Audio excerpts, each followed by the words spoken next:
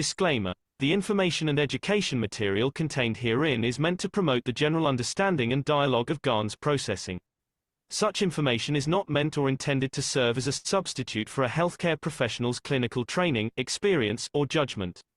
For patients and individuals, such information is not to be a substitute for professional medical, therapeutic, or healthcare advice or counseling.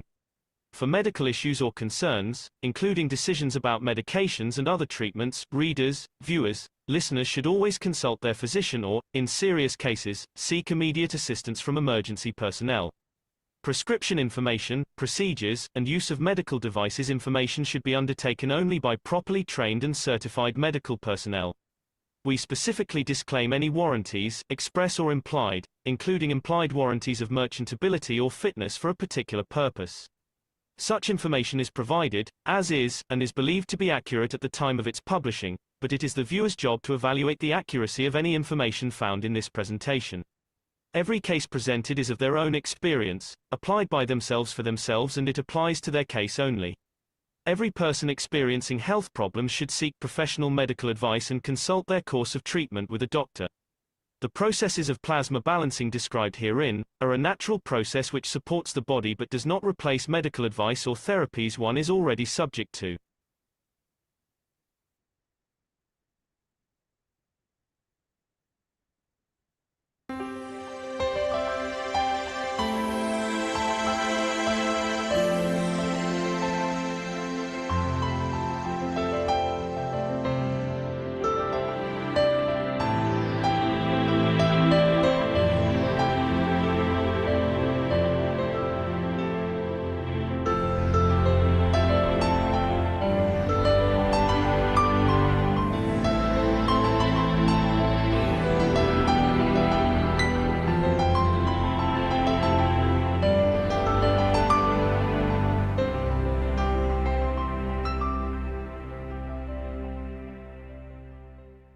Welcome to This Explainer. I am absolutely thrilled to have you here today for what is literally going to be a fascinating deep dive.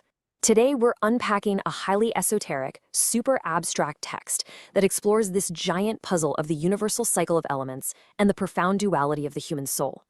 Now, real quick, before we begin, I want to be crystal clear. We're stepping into a realm of deep philosophical and metaphysical theory today. We're not here to take a stance on traditional scientific validity, but rather to impartially explore the beautifully complex architecture of existence that this source material presents. It's a journey that's going to totally challenge how we view our bodies, our environment, and honestly, the whole universe. So I want to kick things off by posing a question directly to you. Where does the carbon we consume actually go? Seriously, keep that question right in the back of your mind. I mean, it sounds like a simple biology test question, right? But as we start peeling back the tangible, visible layers of the physical world, according to this text, you're going to see that the answer is anything but simple. Okay, let's dive into this. Here's our roadmap for today. First, the universal cycle of elements. Second, the human carbon mystery.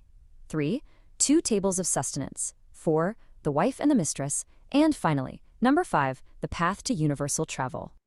All right, starting off with section 1. Universal cycle of elements, specifically looking at the interdependence of life. Our text actually begins right here in the familiar physical world. It presents this wild concept of secondhand consumption. You know, modern science kind of oversimplifies our breathing as just taking in oxygen and nitrogen. But the text argues that humans and plants exist in this continuous, intimate cycle of basically regurgitating elements for each other. Think about it. A tree absorbs carbon dioxide, uses that carbon to build its physical structure, its trunk, its branches, and then releases oxygen, but also cosmic gases and energies. We, in turn, inhale that exact mix. When you're sitting in a room with a loved one, you are literally absorbing the air they just exhaled. We survive only by eating from each other's cosmic plate, so to speak. Without this shared cycle of breath and energy, none of us survive. Moving on to section 2, the human carbon mystery, and what the text calls the cremation paradox. Now, this brings us to a biological anomaly that really acts as the inciting incident for today's text. It challenges what traditional science tends to oversimplify. Let's think about this cremation paradox. A tree converts the carbon from CO2 into solid wood, right? When you burn a piece of oak or pine, it leaves behind a significant amount of carbon, charcoal, ash. Yet humans, who consume vastly more carbon through our super complex diets of sugars, meats, and grains, leave almost zero carbon residue after the intense heat of cremation. To put that into perspective, if we're taking in 10 times more carbon than a tree over a lifetime, why on earth is there nearly zero left behind? Well, the source material asks this exact question directly. It says, what did all these carbons which man uses on the daily basis become part of? Or is it a trap for absorbing more and more cosmic rays to the soul of the man? Just let that heavy philosophical weight breathe for a second. A trap.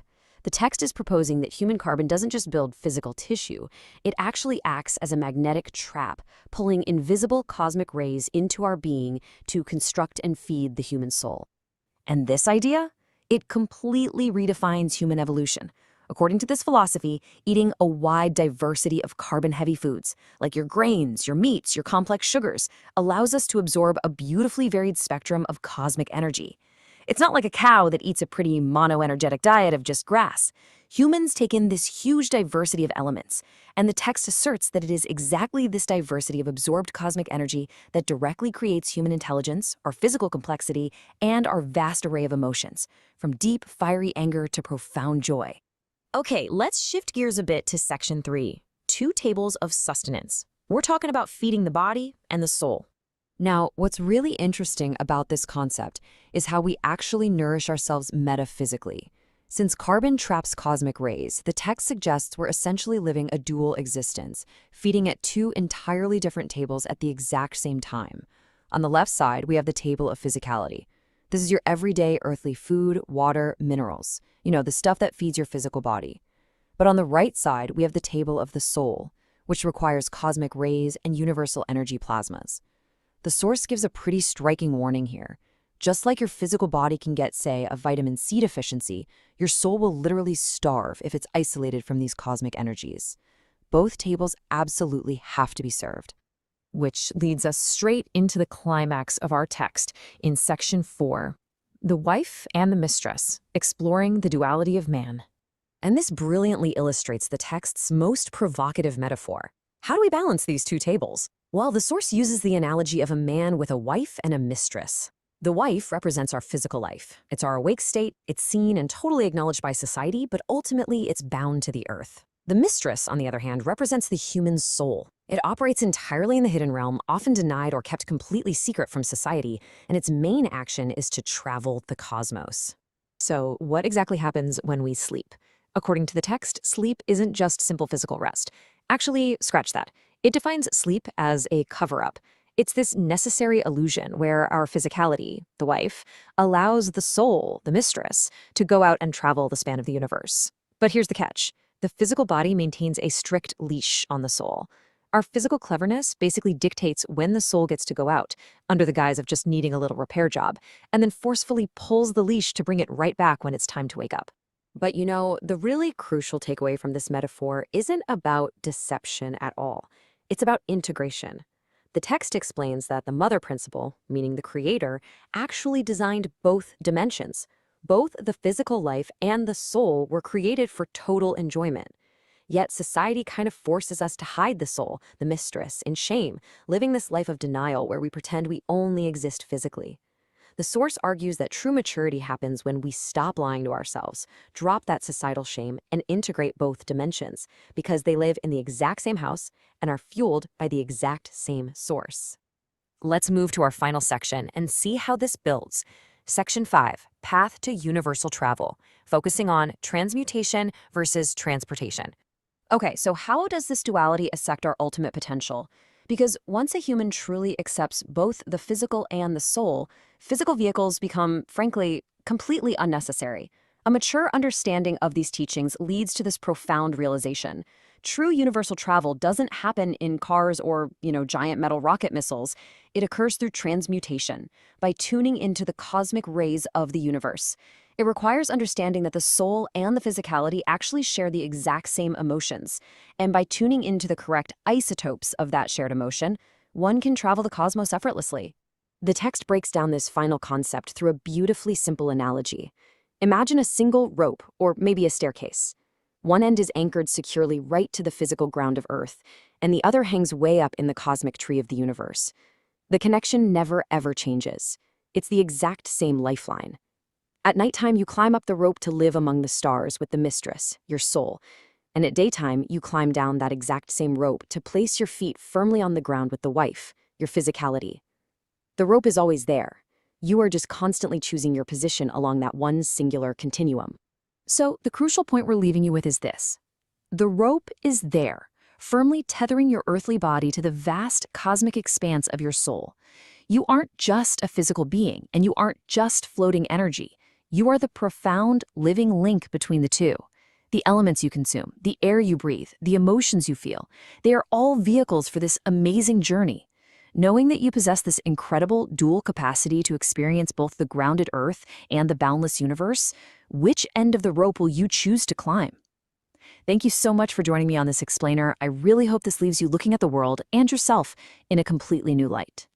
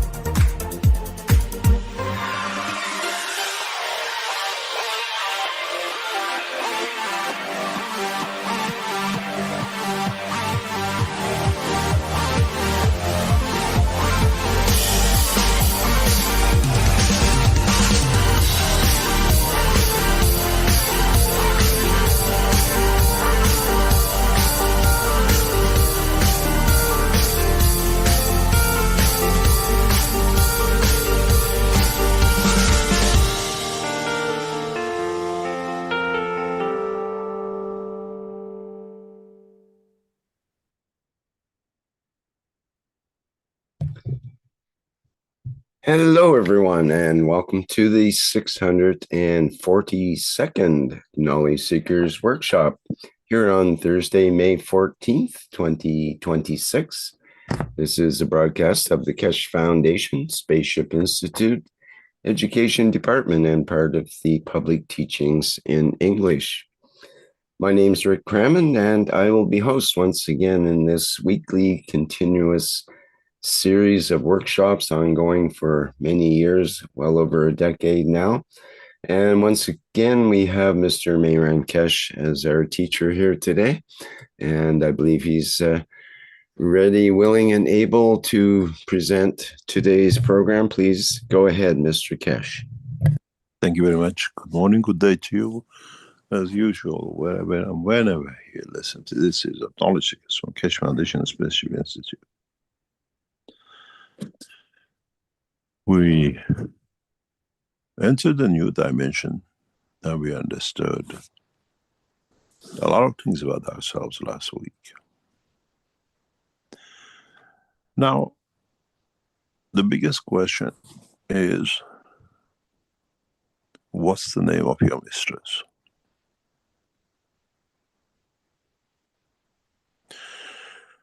The wife has a title. The wife has a name. Wife has a dress. Wife gives birth to children, and wife cooks and cleans.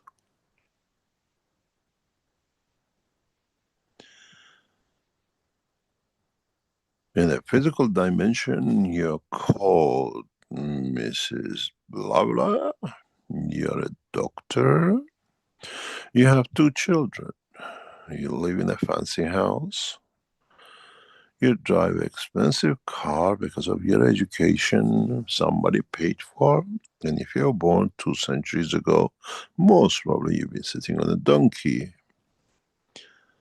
and you still be washing by the rivers, which most probably a fifth of the population of this planet does. So your wife, whatever, you live in a little village, wash by the river, cook from what the wood gives you in the environment, and what the hunter-gatherer called the husband brings for you to do. Hello, doctor, and hello, Mrs. These are your titles in the physical life. Ask yourself one question. When you go to sleep and the soul is free, the mistress, what's his name? Does he carry a title? Does he have children? What is his address? Does he go to university? And so many other questions. Interesting is the wife and the mistress are hunter and gatherer for each other without them knowing. But one has a title and one doesn't. In a physical dimension, the wife goes around picking, gathering degrees and education, going to the park, eating the most fancy foods, all to be bio, and the rest of it to have a clean body. But in fact, that bio allows you, restricts you to gather that carbon factor which can be given to your soul that it needs. Is the evolution in the science of food of the man accessing different carbons from the coal mines, which you fancily play the numbers on the back of the bottles of drink you have and the food you eat, brings that carbon spectrum which the soul was missing. Has the wife started feeding the mistress with what it needs? Or the other side is, as the mistress has been feeding the hidden fruits of the universe to the wife, that's how they knew each other, is getting fed. That does not need to consume so much of the man's food through the combination of the carbons from the mines, from the woods which the trees left behind, makes that connection which was shortened, was not there for the man of human race to connect to the Creator. In a way, in a hidden way, the education, development, and scientific reach of the man in a hidden sugar coating colors has started feeding our soul. What was missing in the dimension of the physicality. Interesting enough is, if you go back to the teachings of past decades, always mentioned, when you die, your soul lives in space, where it'll find its new place. But does it take the physicality with it? Or does it say, goodbye, I'm gone, you are on your own and you do what you like, I don't need you anymore? In the past couple of weeks, our beautiful Russian scientists have actually, for the first time, tracked the path of the soul once leaves the life, the physical dimension, It rockets through the space like a light, but they haven't traced it after the atmosphere where it goes to. But for the first time, now, what we said for decades, that the soul leaves to find in space, is physically tracked, physically shown. It's like a shooting star leaving into space to find its place.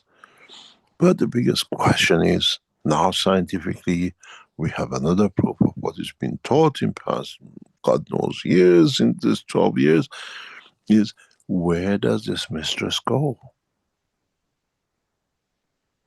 And the other point is, the scientists just waited for the second the soul departs for good. What about every night when you go to sleep and Dr. So-and-so goes to rest and the soul goes to play, the mistress is out. Now our scientists have to find out what happens in that point. But the question is, what is his title? Is it still Mrs.? Does it still have the same lover as a physical life lover? Has he got children that the wife and the husband doesn't know? The wife in the dimension of physicality give birth to children, with the mistress having another mistress, creating the lovers of children in the dimension of universe. Now you understand. You are nobody. You are nothing. The minute you put that head down, titles don't exist. Wealth is irrelevant. Sleeping on the stone or the fanciest beds in the universe of a man has no dimension in the dimension of the universe. In the dimension of the soul of the man, where the mistress goes, quite possible that the mistress has already have established another house in another position with another mistress, another soul. She plays a game on both sides with a man in the dimension of physicality and another partner in the dimension of the soul of the creation. As the two do not quit, as the dimension of the soul of the man in the dimension of physicality has no meaning in the other dimension. One is in one side of the universe has a house, and then the other on the other side. One is close to the creator and one is the further impossible. One is the head of the army, ordering killing in the presence of one nation, unpeaceful but killing thousands, sits in the back end of the row thinking he's good. Then the mistress of the wife sits close to the creator, where the wife is shared in both dimensions of physicality and in dimension of the soul. Now you understand all that you as humans are proud of, the titles, the papers, the money and the clothes and who you speak to. The minute you put your head down has no value. You are Mrs. Nobody, as the mistress is playing the dimension of the universe. But there is one point you have forgotten. Every cell of the body of the man has a soul. And every human has a collective soul. As much as the man in the dimension of physicality eats to feed the physicality, to give some more to the soul, while the physicality is sleep, harvests the universal energy that it brings food home for the wife to live in the dimension of the soul of every cell. It's not all one-way traffic. Then if you understood this, you understand why even the new headsets we put on you for dimension of the transmutation only concentrates on the soul of the man and not the physicality. This is why we threw those big, big eggs you saw in the exhibitions in the doldrum of storage, because we were feeding the physicality and the soul was not happy. And the new system that you received and you see covers only your soul in every dimension. So we don't need to feed you in the dimension of physicality, we feed you in the dimension of the soul, exactly what the mistress was doing while you pretend to be asleep. Now you understand the technology of the science is in the hand of the man in the new dimensions.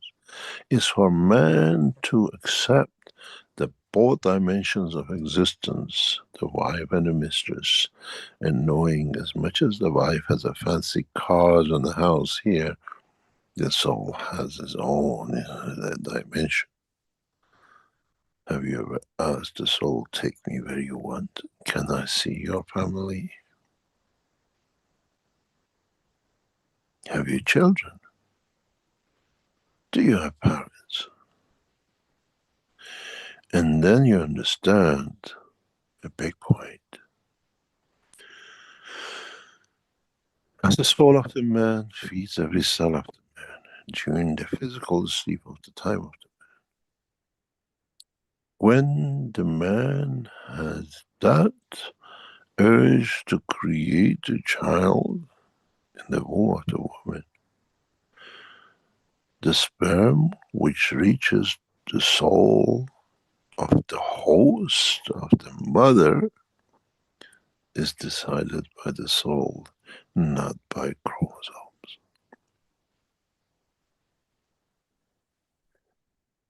The soul which becomes a child is already decided by the soul of the woman and the soul of the man.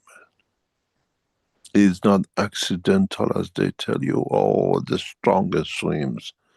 No, darling. The soul of the mother in the egg has already made its match. You match this, you come in. I don't need any others. The science of the man is so absurd about the world of creation that does not even understand the simplest process of the creation. You're always told, oh, poor sperm, he has to swim all the way, and then if he breaks through. Now that you understand that the soul is exactly like a plasma, like a magnet, like a star, it has polarity, only attracts what it matches it and nothing else. Can you attract copper to steel magnet? Can you attract wood to the iron? It has to match. So now we understand another mystery of life the way you misunderstood. The egg at the point of even being created in his soul, in his collective soul of every element inside it, has already found collective match with and in parallel with the soul of the egg. Now, another mystery of science for you resolved. All this rubbish, all the strongest, he loses his tail and he swims all the way. His destiny was set from the minute before it leaves the testicle of the man. Just understand the law of physics. You cannot barge your way in. The cell is tight. Millions knock at it and can't get in. How come you get in the single egg out of billions? Because the decision of the soul in what egg will accept which sperm is already decided by the two souls. Does not matter if you raped, if you made love to, if you made the decision to make a child.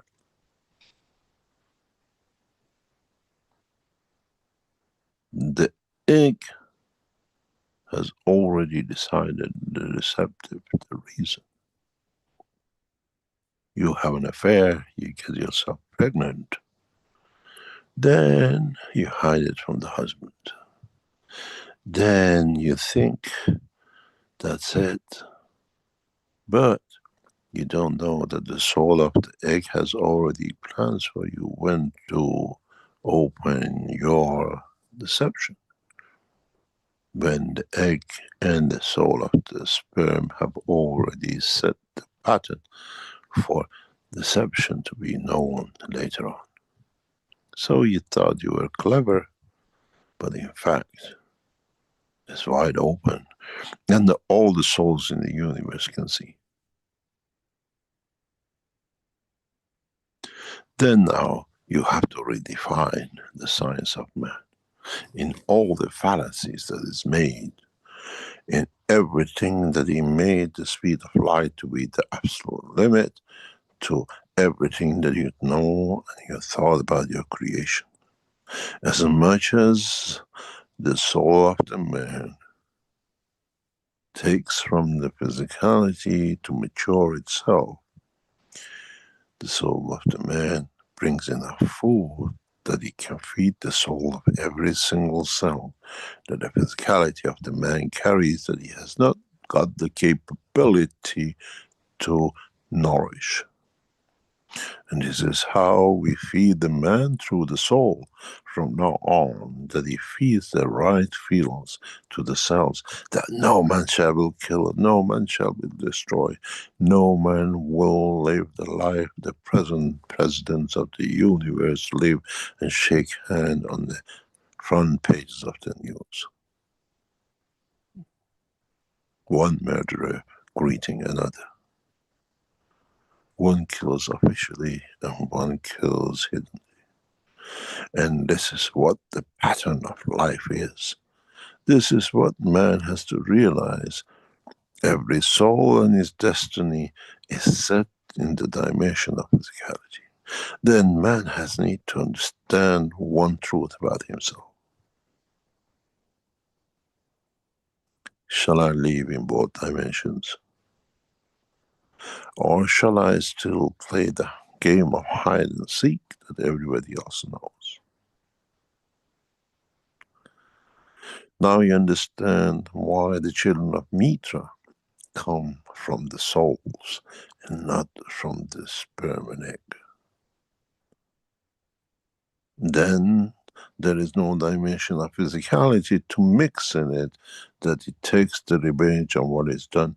The soul of the male and a female in their inner soul, inner being, does not need to be divided and placed in the little fishy things to swim, but it travels untouched by the dimension of physicality to create the soul of the child, which has no attachment, no need and no guilt.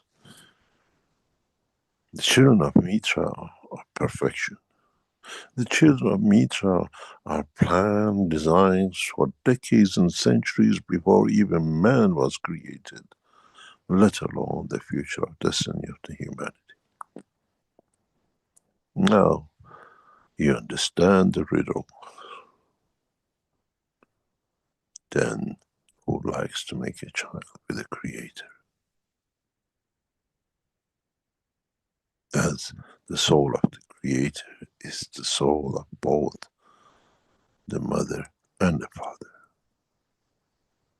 Creator of both and the nourisher of both. And then you understand how Mitra was born and how the children of Mitra will run the span of the universe. Do not forget, they possess every field that exists in the universe. United Nations went and found tens of thousands of women taking samples to find the original mother. But they came to another conclusion, that the mother is within the mother. created by the mother. Now you understand how the collective soul of the man and the rest of the collective soul of the universe are all within parameters, strength of the soul of the Creator. The collective soul of the Creator is the soul of the Creator. I made man in the image of myself as I was made by the image of the man. Now you understand. Man betrayed his Creator and kills.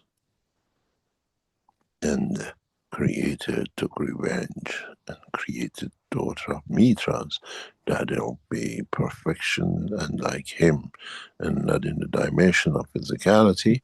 And now we are aware of both. We change man. Man shall not kill. Man shall live by the ethos of Mitra. As you don't think bad, you don't need to do wrong, and not doing wrong, you don't need to do anything. You talk good, you act good, and you think good. And this is the essence of the Keshe Foundation coin. When we give the richness to the child from the second born to the parents and to the life, does not need to commit suicide. It's the Chinese policy. You do not make the ground fertile for a man to do a crime, and man does not need to do a crime. Now you understand why we give coins to man on this planet. That from moment of birth, mother does not need to steal, mother does not need to worry about what happens to that child. The child will be born in a lap of luxury and availability, that the perfect child, as it was chosen by the perfect life of the soul of the man, is created. We are not nourishing a hungry child in Africa. We are making sure that the daughters of Mitra live a perfect life, that they do not need to attempt to do anything wrong, that their soul will be tainted by the wrongdoing of the physicality. The work of the Keshe Foundation is work of the Creator, but man does not understand. Now you understand where we are going, and maybe now you understand as much as you thought you eat and run, your new technologies of creating different carbons in different colors which attracts you like a butterfly to the light is feeding, saying to the soul what I need. And then while you are in your dream, Madam Doctor, you're nobody at all. You have no names, no tags, no degrees, and the universe has no mosques and no universities, is fully graduated itself at the point of birth, does not need you. And this is why it leaves you when the time comes and you call it death. So next time you put your head on the pillow, ask yourself, Mrs. Doctor and Mr. Professor and Mr. Farmer, what is my name on the other side? What position do I hold? Or am I all the same, a light in the night of the skies of the Creator? Where even if I had the right strength in my soul, I will not see darkness. It's as light as it is in the soul of the Creator. I hope you knowledge seekers understand the process of the teaching of today, and how you as knowledge seekers are the front runners to that point. Now you understand the purpose of the Universal Council members, and then you understand what is about to come. One question I put to you that for you to understand. Man in a physical life nowadays has become clever and puts an egg and a sperm in a tube and creates test tubes. Do you think such a thing exists in the dimension of the soul, that you can create the children of Mitra? Never shall, as it possesses the light of the Creator. You create souls in this planet, in the glass. We create soul in the freedom of the span of the universe. Now you have to learn how to nourish it. And now you have to learn how to polish it, to become as good, as perfect as its Creator. Next time you decide to have a child, think what has been done with the center of the sperm soul before you think about what I'm going to do is with this physicality. The only thing man does not understand is that the soul in the dimension of physicality is a collective history book of the man in the dimension of physicality printed in the soul.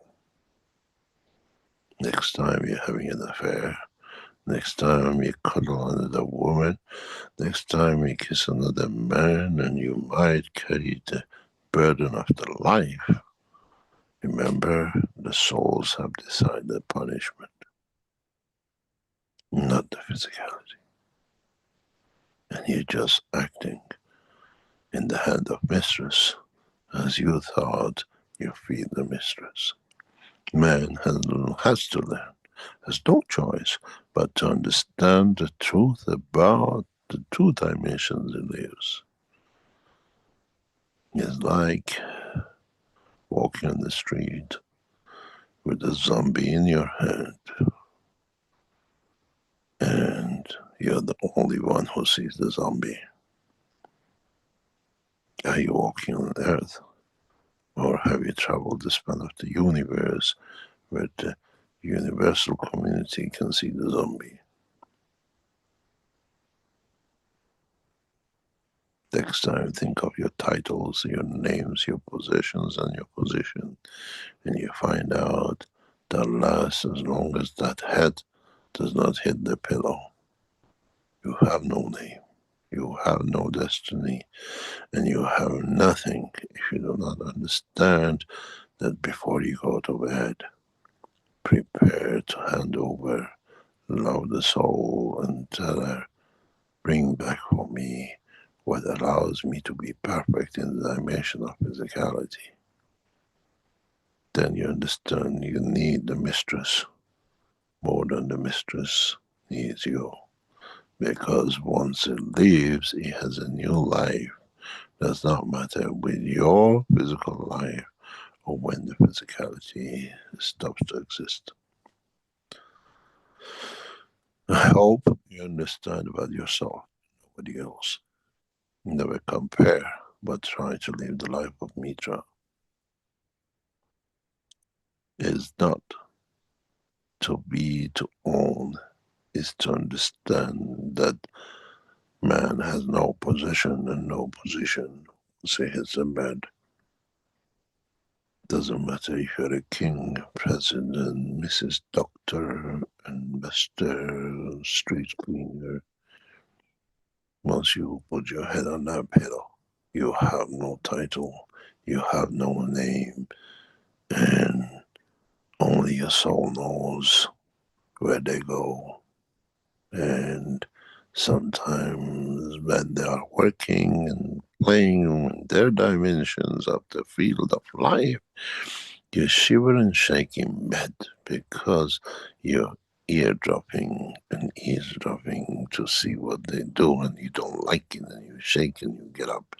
But they're already busy playing in the dimension of the fields of the universe, and you're trapped, stuck to the sheets and the bed in the dimension of physicality, and the only thing you can do is shake and shiver, because they don't let you in, as the soul of the physicality of the man has got his hand covered with the blood of physicality, destroying others.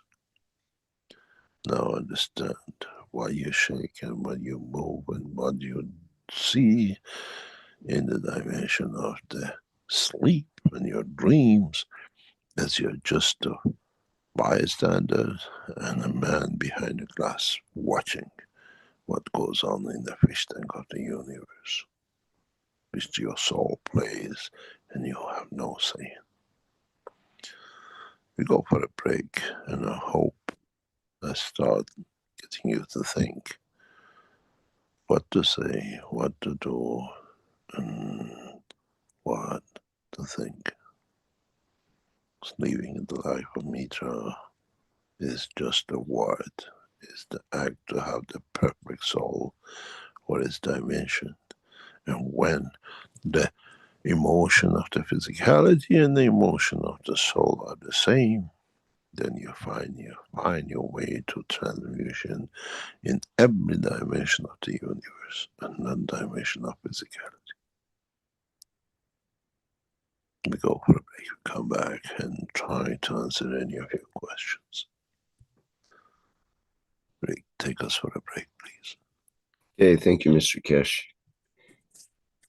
All right, well, that completes our first part of the program here on the 642nd Knowledge Seekers Workshop. As Mr. Keshe mentioned, there'll be a second part where folks, our attendees here in the Zoom will have the opportunity to raise your virtual hand, and then we can open your microphone if you would like to speak. And if you have a question you'd like to put in as text, you can do that into the webinar chat or in the Q&A here in Zoom or in the YouTube chat as well. Okay, we will be back.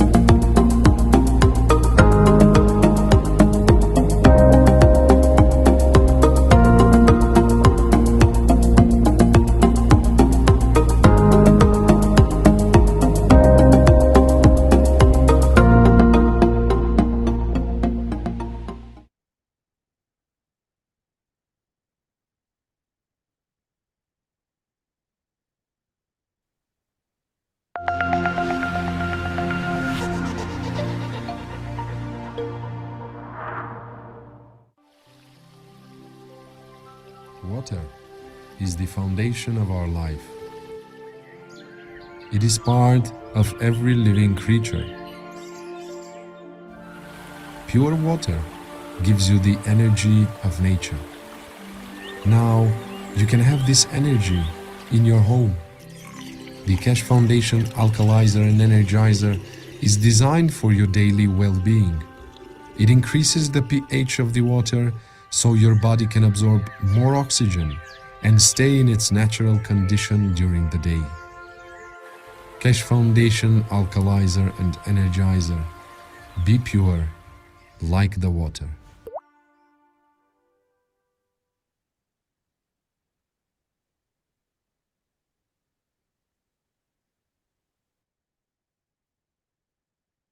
Hello.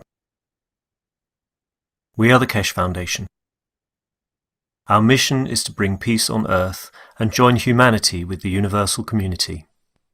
We wish and work to bring man as equal to all beings in the universe. By teaching plasma science and technology equally to everyone, no one is left out and no one is abused due to lack of knowledge. By donating to us, you can help achieve this goal. keshefoundation.org/donate.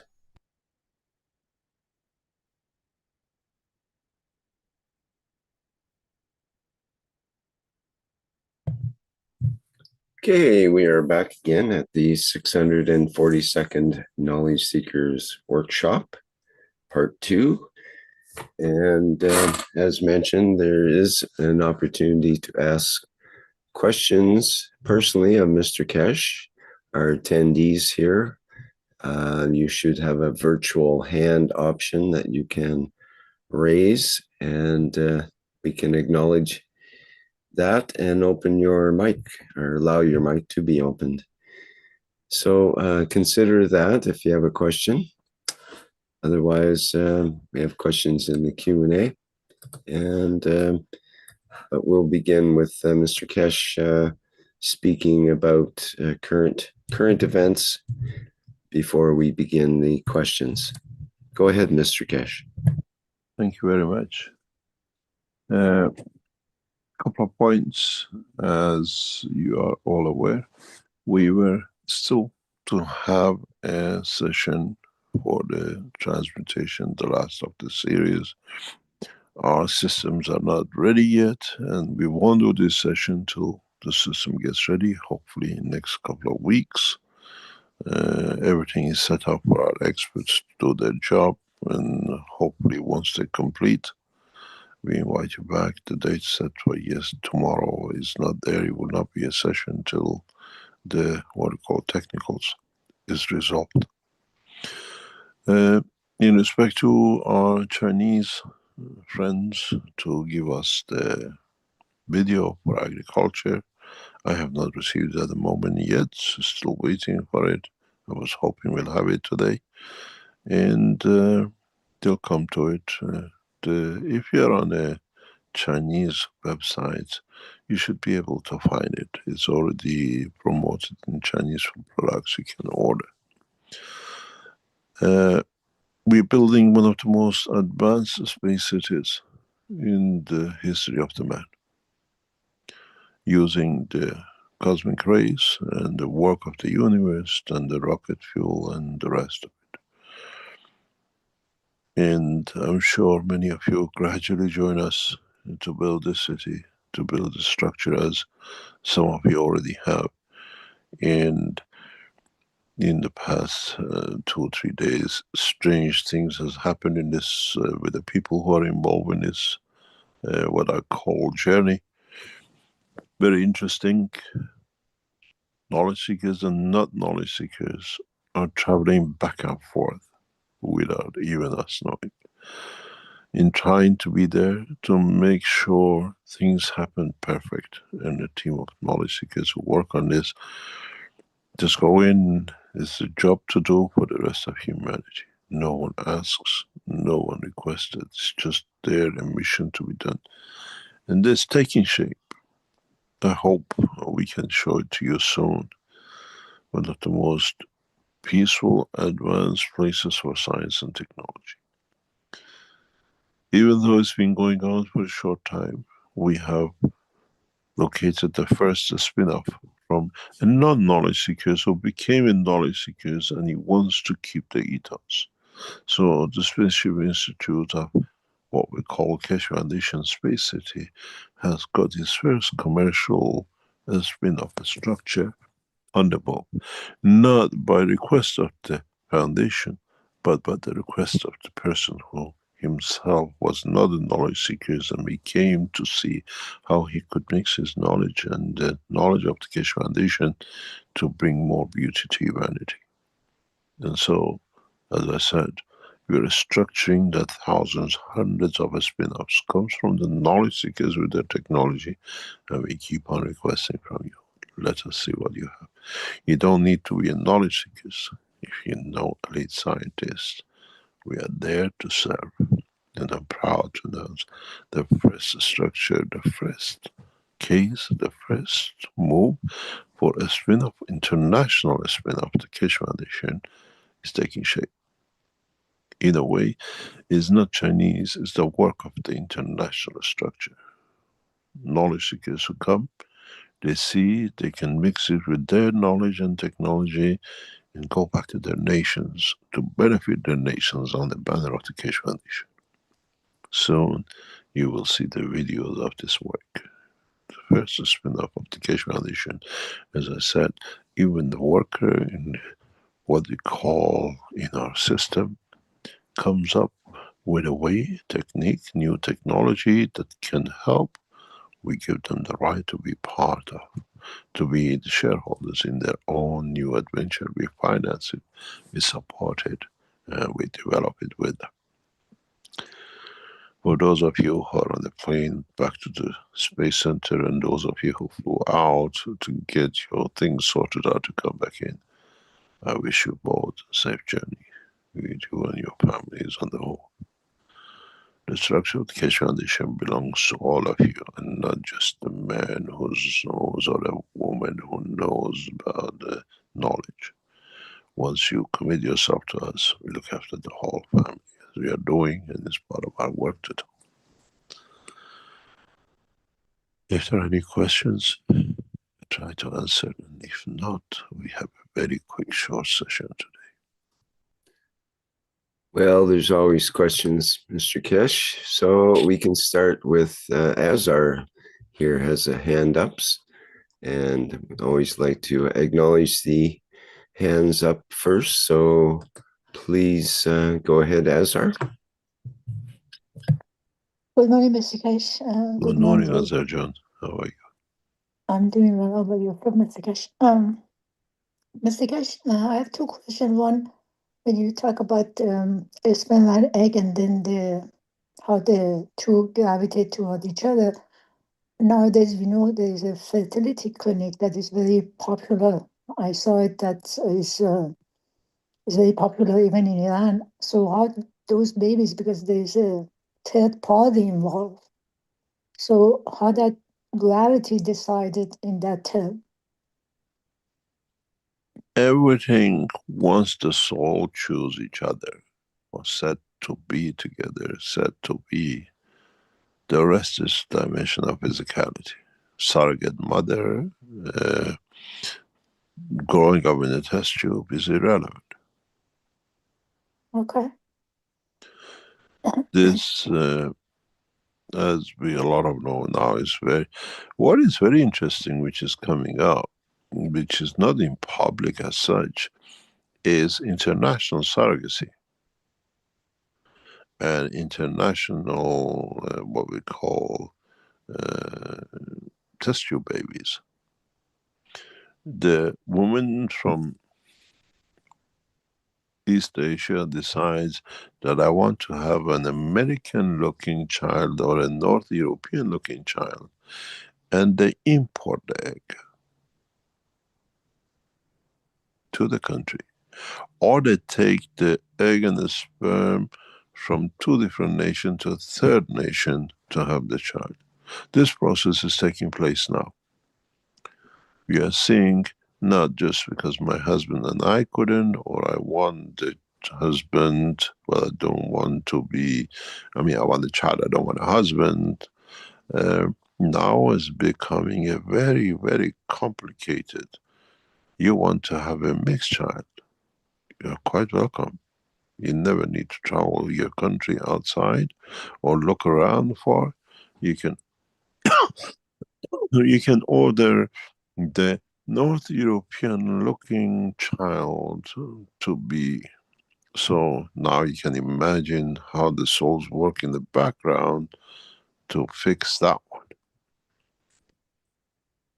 And then the two cannot be there, so they pay somebody in Africa to surrogate.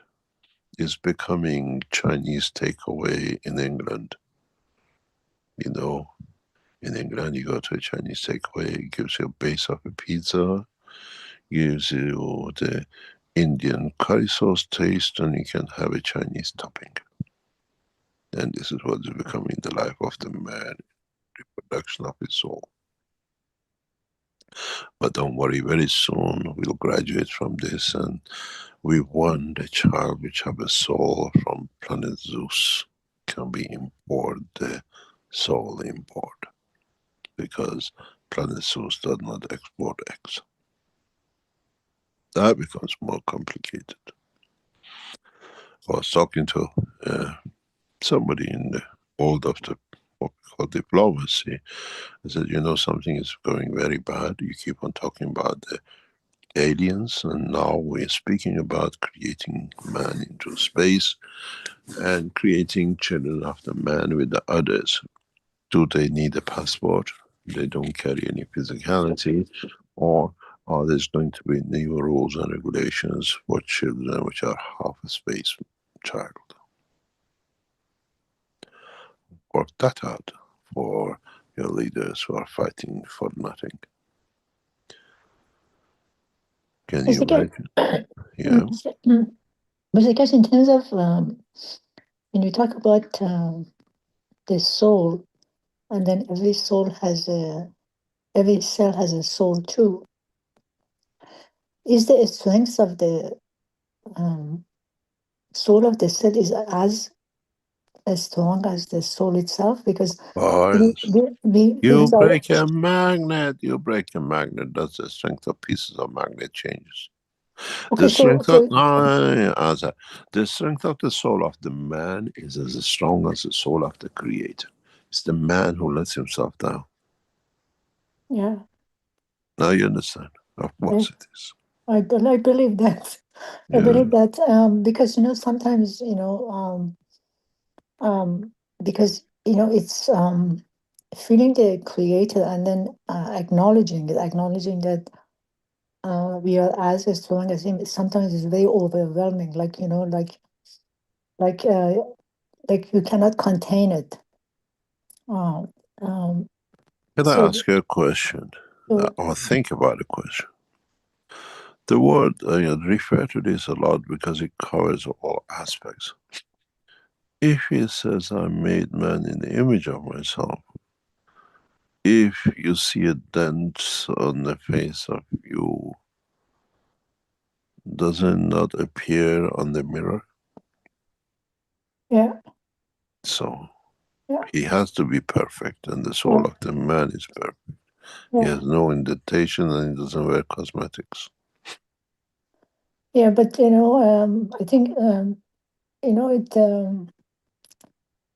it happens that when you when you you know you're the image of God. I mean, you get to a point. I don't know, because it just brings. I mean, sometimes feeling the creator. I don't know if it's the soul of physicality is crying, or the feeling the creator. Suddenly you can start to cry so much as if you're feeling it, and sometimes you don't know what is happening. Why am I going through this? Like, suddenly it has happened, like you suddenly, like, name of creator come to your head. Like when you think about creator, it doesn't matter where you are, you just burst into so much mayhem of crying, and you don't know what happened, you explode. And then and you're wondering what is the interaction happening between your soul and soul of physicality. You get into those situations, and I haven't figured it out yet. Many people can't figure that out. I explained this once in a different way, and I try to explain, maybe you understand it. The creator is like that beautiful, gorgeous child, immaculately dressed from top to toe. And the man is that child which goes, you're ready to go for a party, puts ketchup on the clothes, puts dirt on the shoes, and mud everything up that the mother made for the child to be perfect. The child is a soul, and the rest, how it got messed up, is the child itself. And it's the behavior of man. The Creator gives us a perfect soul, is us who puts the mud and the dirt on it. Yeah. Inside never changes. Yeah. So next time you want to do something wrong, think one thing. Yeah. What mud am I going to put on the Creator? Yeah. Mr. Keshe, there was you talked in the past that we originally came from Africa, and then we start traveling, and then each part of the earth we are occupied, we change to different group of people or different shape or form, tall, short, fat, or different kind of eyes, shape, and everything. So there was a study done. If I was thinking, if we came from one parents from Africa, so DNA should be the same. But then they took a DNA of people because they did a DNA test between Iranian people and Arab people. It's totally different DNA. Different. Why? Originally, the DNA study is different on the mother's side. I'll explain to you something very strange, something you talk about. I'm sure you don't know, but I tell you, you know. Uh, as you know, during the Khamenei, 2,500 years ago, the Iranians even attacked Greeks with hundreds of thousands of sheep with 250,000 soldiers at that time. At that time, the Iranian fleet was the same as what decades, centuries later became the British type thing. And the Iranian Khamanishis traveled to Australia.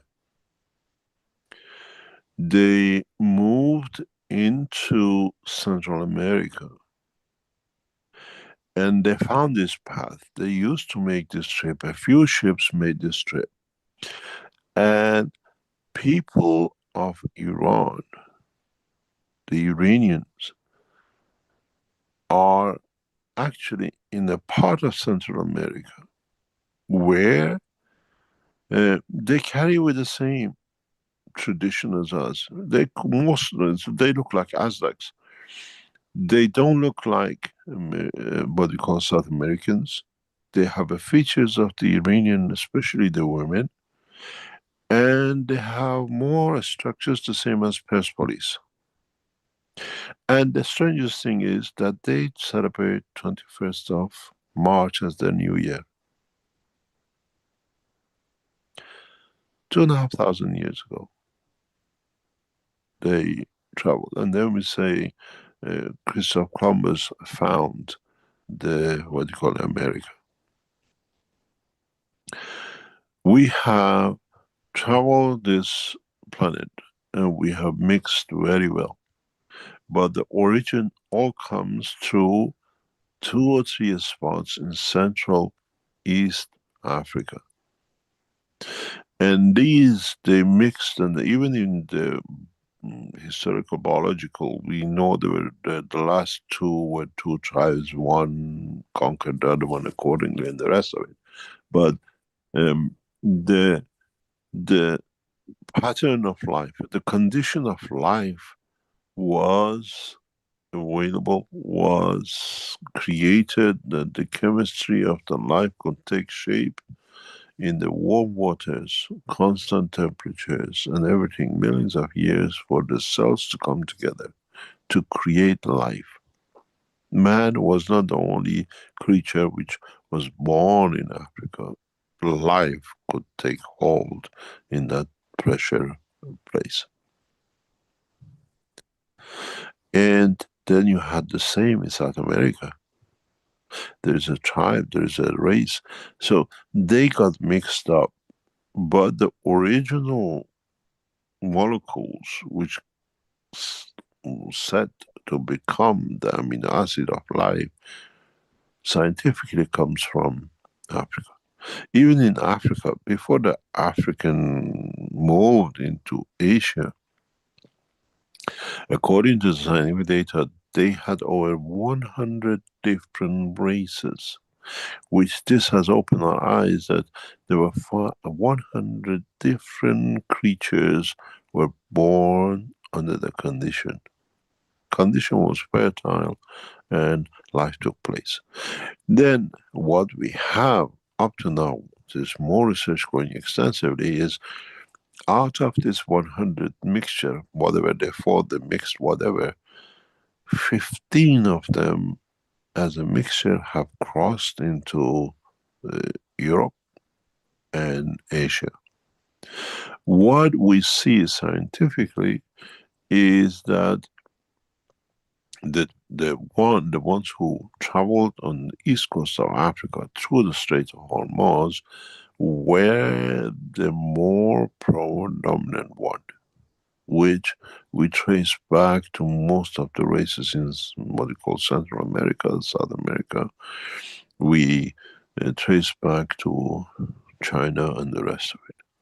There is something which we know, and that is, I explained this before, there is a river which creates on the top of Nile into the central Africa. It comes from central Congo and down that way. And this river appears every 200-300 years. The belief is one tribe or one group of this mixture traveled that side and settled by Nile and became Egypt. The other traveled by the east coast, which went up. We have tracks of record that partially, knowing, becoming fishers, some traveled into South America and some traveled into Australia and the Pacific. But at the same time, these places had what we call the conditions to generate life. So there's a mixture of life between these two. We have a full data on this Iranian tribe 2,500 years ago. The culture celebrates all what used to be mitras in South America. That in a region of Paraguay, Peru on that side. They are well documented, you can go and find them. But they don't tell you how Iranian looking women are in this part of the world where there were no Iranian, but they've been there for, they go back to the Aztec time. So they were there long before Christopher Columbus ever found America. And this is not the only one. The African did the same. The pattern of the mixture of life we should look is 3 continents: the America, South America, Brazil, and that part, Africa, and part of Australia. They had the condition for when a CO2 mixture got into the system to be produced on this planet, then life took shape. The amino acid could be produced. Creation of CO2 is one of the main factors of creating the physicality and the soul of the man. I've done a lot of research on this, and it is very much in depth. We are very mixed. The condition of the north at the moment, what we call hemisphere, was not there to create life. Maybe it created life, but due to the turn of the planet, could not support it, or has supported a new type of life, which we see from Northern Europeans as they mutated. We are a very complex race. It's not just, but origin, what is left indicates we all come from maximum mixture of 15 races of Africa. And their DNA is very much mixed. In Africa, we have scientific data, there are 100 different DNAs at the moment plus. But when it's traced into the Europeans, the Chinese, and the North Americans, we see 15 of these DNAs predominantly, dominate. but we have to see. The eyes are opening up to the fact in a different way. We see a race of man in north of Russia, created in cold. But then there's a structure. They tell us the history of the man goes back to 10 years. In northern China, pipeline has been discovered exactly the way we have it, going back over 12,500 years. They produced pipes, they buried on the ground and traveled. They took water from one side of China to another. These are scientific data we can, and what they said man was 5,000, 6,000 years ago on Perseus, this is all rubbish. Man has gone through the cycle of maturity many, many times. Thank you, Mr. Keshe. Funny you said Peru and then Central America. One time I was in Ollantaytambo and then the gentleman asked me if I'm from Andes in the mountain in Peru. So probably they look like them. So The Hachamanishians, they yeah. still carry out the traditions of our ancestors. Actually, they kept more than the Afghans and the Pashtuns and the Farsis kept. They have some deep-rooted of Mitra's tradition with them. Thank you, So, Mr. Keshe. you're welcome.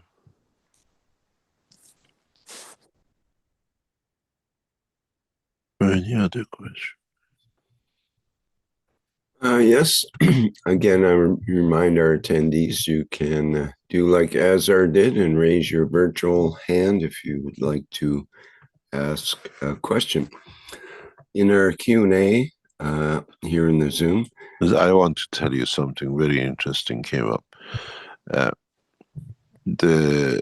For you to understand as knowledge seekers how much game played in the background while you're listening. This teaching is international. Tens of thousands of people listen to it. And when you look at the YouTube numbers, it's a few hundred. Logarithmically, they're destroying that. The figures does not show hundreds of thousands of people listen to the teaching. This was set up years ago by the Belgians and the European community to stifle the Keshe Foundation. But the funniest thing is, we teach in such a structure, and we have the Chinese, the Iranians, the Africans, and everybody else, the Europeans, and it shows 100, 200, 1,000. And the Brazilians, which is a small division of the Keshe Foundation, on their weeklies, over thousands of people attending. Now you can see how knowledge is restricted. The whole world is less than 1,000. A small nation in their weekly teaching gets over 1,000, 2,000 and the rest. So you have to understand knowledge is well spread. It's just those who play games of politics have to keep their face. And it'll be very interesting to what we always said. The actual figures of the Keshe Foundation is hundreds of thousands, millions of people listen overall. But logarithmically, as Mr. So-and-so increases his numbers, that every time he speaks one word, millions listen because he owns the company. The same way logarithmically Keshe Foundation listeners have been downloaded, that it doesn't show its expansion. Enjoy your time. Carry on. Okay, thank you. We do have a hand up here, and before we get to that, let's address one question. You mentioned the Brazilian folks. We have a question from Nadir from the Brazilian community through Cristiano. Says, lately it's been hard to find non-GMO food. Almost everything contains genetically modified ingredients. What can we do to avoid the consequences of eating these foods? Not much you can do. We are growing seeds. I'm going around, as I said before, original seeds. And in our agricultural side, we'll grow these very rapidly, and we'll see what we can do. We need these non-GMO seeds, original seeds, because once we produce these seeds in the plasmatic strengths for the apps, they have to be pure. This is we are not doing it for any other purpose, but to make sure the next generation receives not adulterated energy packages. And that's the reason for it. So at the moment, there's not much you can do. I'm going out for lunch with one of the most beautiful knowledge seekers I know, and just to get some seeds. I invite myself for a lunch to get some seeds to lunch, and then the rest of the humanity in the time to come. And this is what we do. I received a package from another knowledge seeker very recently. He actually bought it for us, and I'm carrying with me hundreds of original seeds in our laboratories, in the most advanced research centers in the world. We grow them, and we need their seeds to produce perfect energy packs once we go in the dimension of the transferring energy through the ONN systems. And that eventually becomes the way to avoid the genetically modified ingredients. You avoid the food totally. We are 95% in position now to start releasing the first, what do you call the ONNs. And then in that position, then we have to complete the antenna side that you don't need any international connections. Then maybe by middle of next year, we'll be in a position to transmit continuous energy on apps, and how it can be done that you can access to it. What will be interesting is once we locate this, what we call 10,000 units across this planet, and we know how to attach it to your physical energy side, would any of you start buying food? Would any of you feel hungry? Because this will cover the span of this planet. Would a child go hungry ever? Because we can transmit. We did that last Friday test. We transmitted in the bandwidth that hits the heartbeat of the man. Those of you who attended the addiction know exactly what I'm talking about. So if we transmit the energy of the apple with the spectrum of the light of the heartbeat of the man, then would any of you start eating? Would the supermarkets have a lot of rotten foods? This is what I'm looking forward to.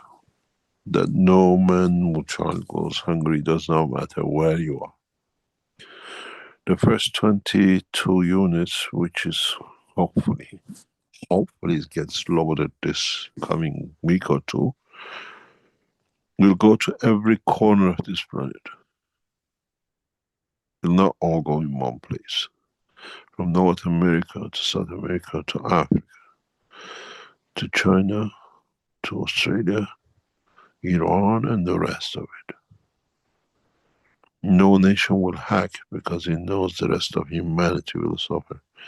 And we are on that course. I need to raise funds for another 8,000 units. And somewhere we find the funds for it. And when we feed the man, man should not kill. Man should not do anything. When a mother gives birth to a child in Africa, she doesn't have to worry about hunger because we take the responsibility to do so. Somebody in a village near you has a ONN in his hand in his house, which does not need no energy and does not need no internet, but is connected to what we call food web world, and it feeds everything, everyone's souls and physicality. It's not a dream. When I see the developments in different research centers of the Keshe Foundation, I used to think maybe we are 20% there, but in the past few weeks, I think we are 80% there. And we're just about ready to go. Maybe in a year time, we'll feed the world without a single man ever going hungry. Sometimes when I sit with my children and they were young, and they come and say, Papa, 10 o'clock at night, 11 o'clock at night, I'm hungry, can I have something to eat? You spare my heart. How many other children this time around the world tell their parents I'm hungry, they cannot feed them? Go to sleep, tomorrow morning we'll have something. In my time, no child will go to sleep hungry. I feed them.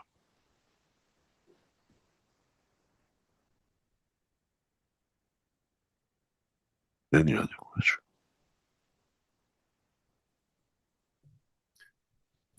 Okay, thank you. Well, we now have two hands up. We'll start with the first one, Bliss Love. And please go ahead.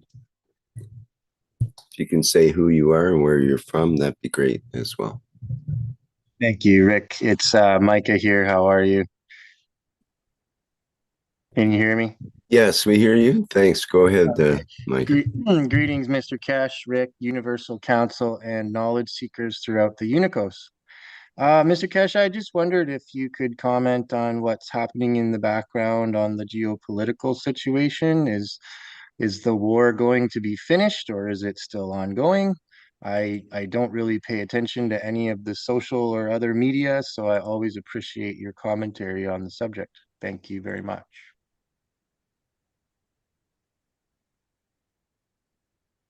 Maybe I'm the wrong person. Okay. Ask these questions in detail. But you have to understand, we are closely tied up to Chinese. We are closely tied up to Iran. And on the other hand, we operate through the United States. We sit in Europe and we watch the scene. The reality is that the American public has been told a lot of lies.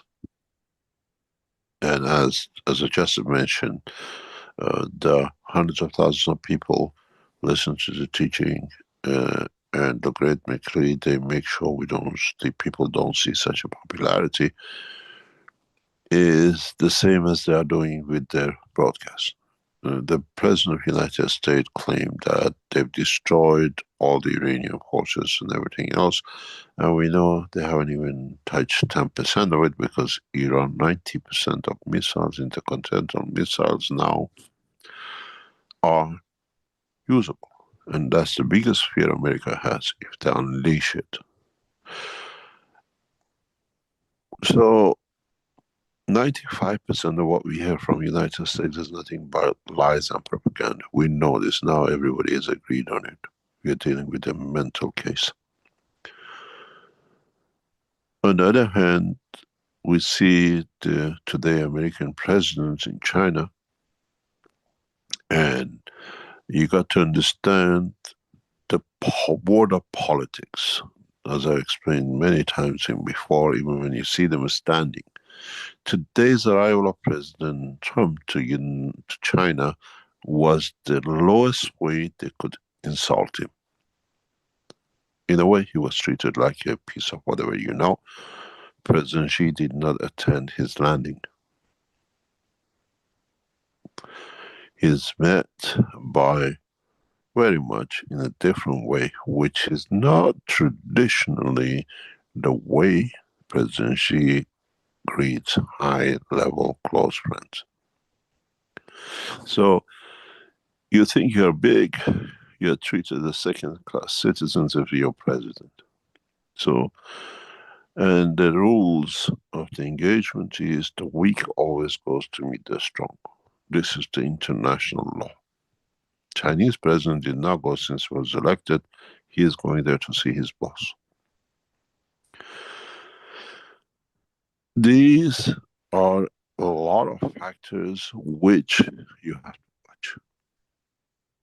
Iran will not, under no circumstances, will give up his nuclear weapon, what they call nuclear material, to the United States, because a deal has been made between Trump and Netanyahu that he'll get the percentage of the nuclear fuel from Iran. That's their payment.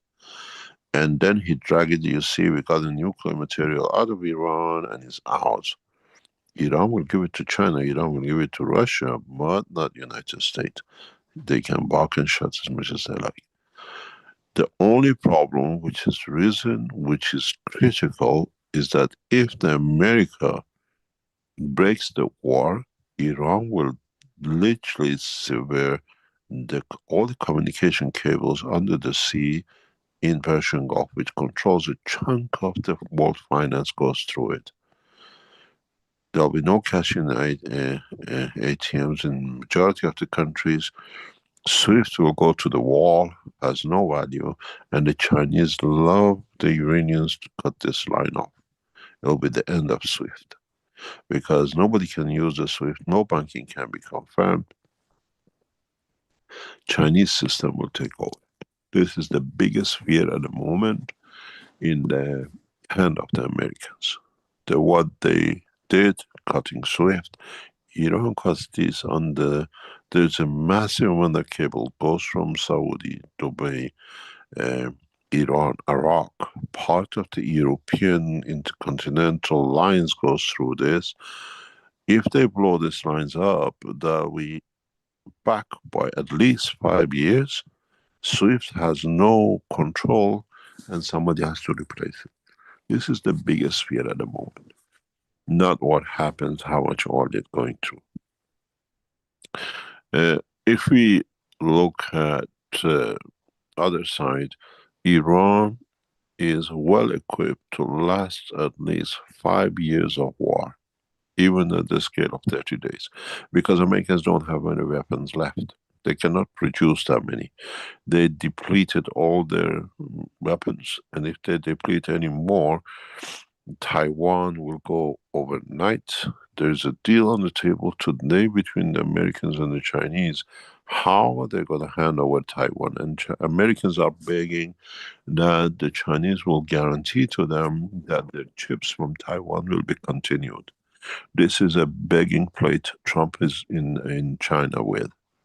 Make sure Taiwan, if they take over, the chips are there, because if the chips from Taiwan are not there, in America you'll be eating out of pots and pans with a fireplace as a wood.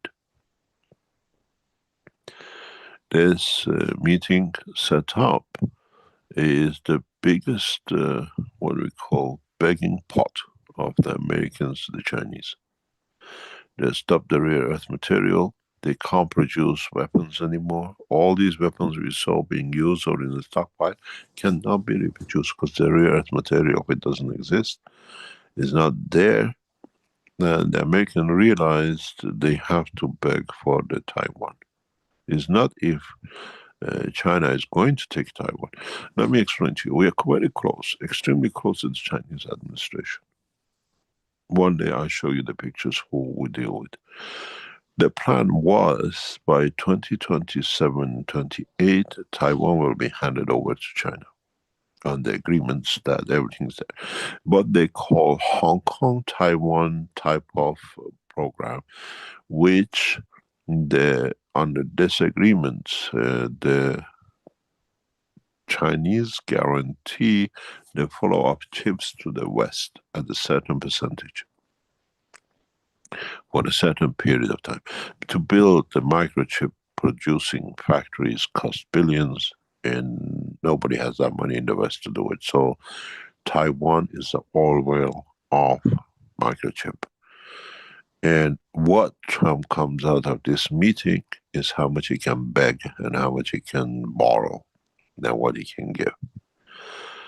And the rest of it sits in a very crucial way how the Canadians will deal with the Americans. America is really screwed up by the Canadians.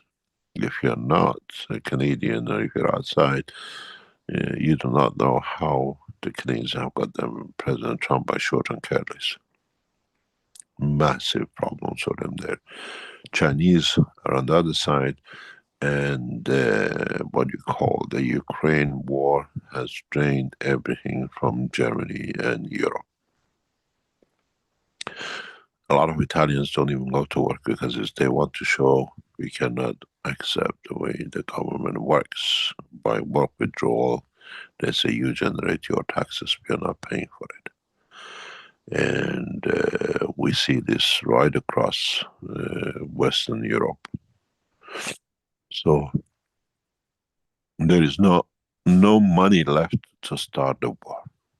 On the other hand, you have to understand, you have the British monarchy, but you are of the late generation.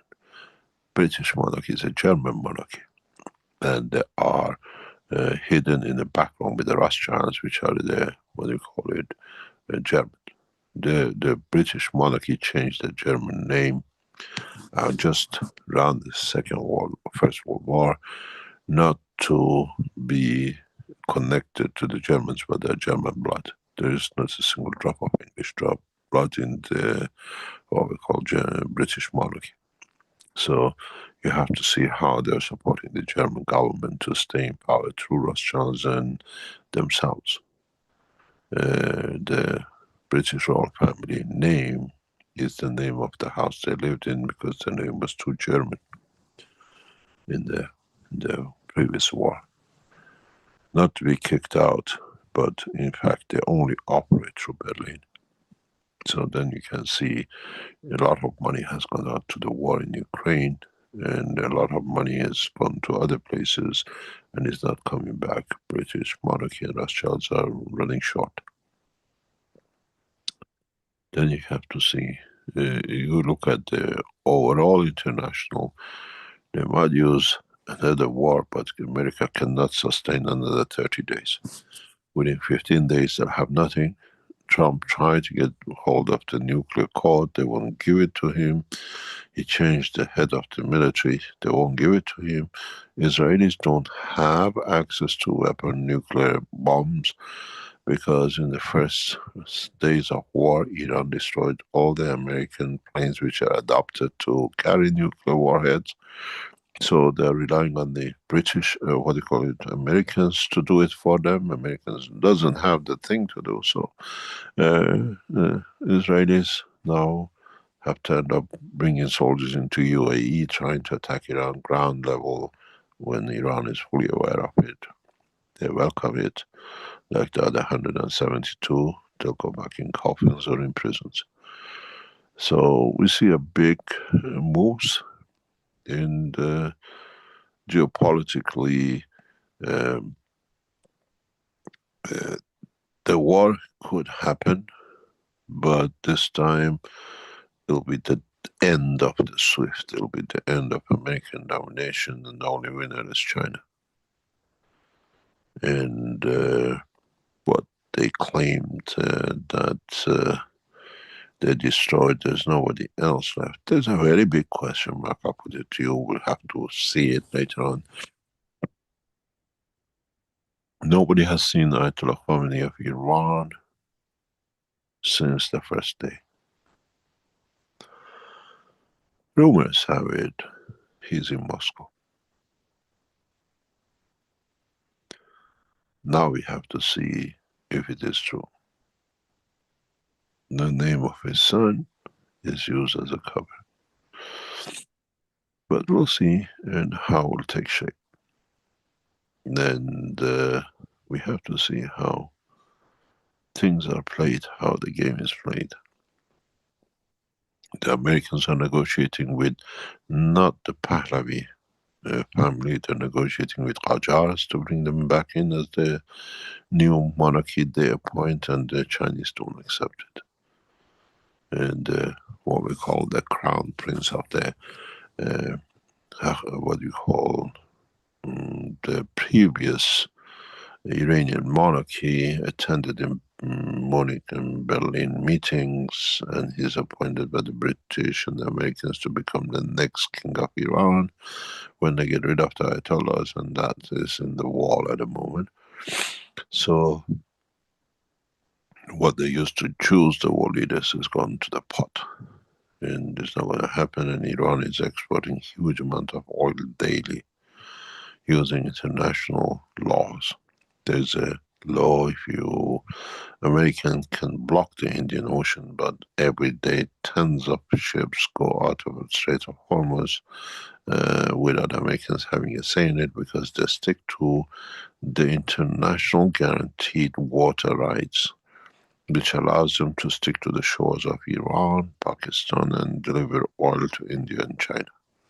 What you hear that they blocked everything, Iran is suffering, is the same as the other lies you heard from the American administration. And Indians and the rest pay the charges in yuan or real to Iran. Actually, Iran is making more money before the war openly directly into Iran national reserves. They can stop the ships sailing into out of a Strait of Hormuz into Indian Ocean, but there's a maritime law. There's a couple of kilometers that you cannot touch, because if you enter it, it's like entering a border and you start a war.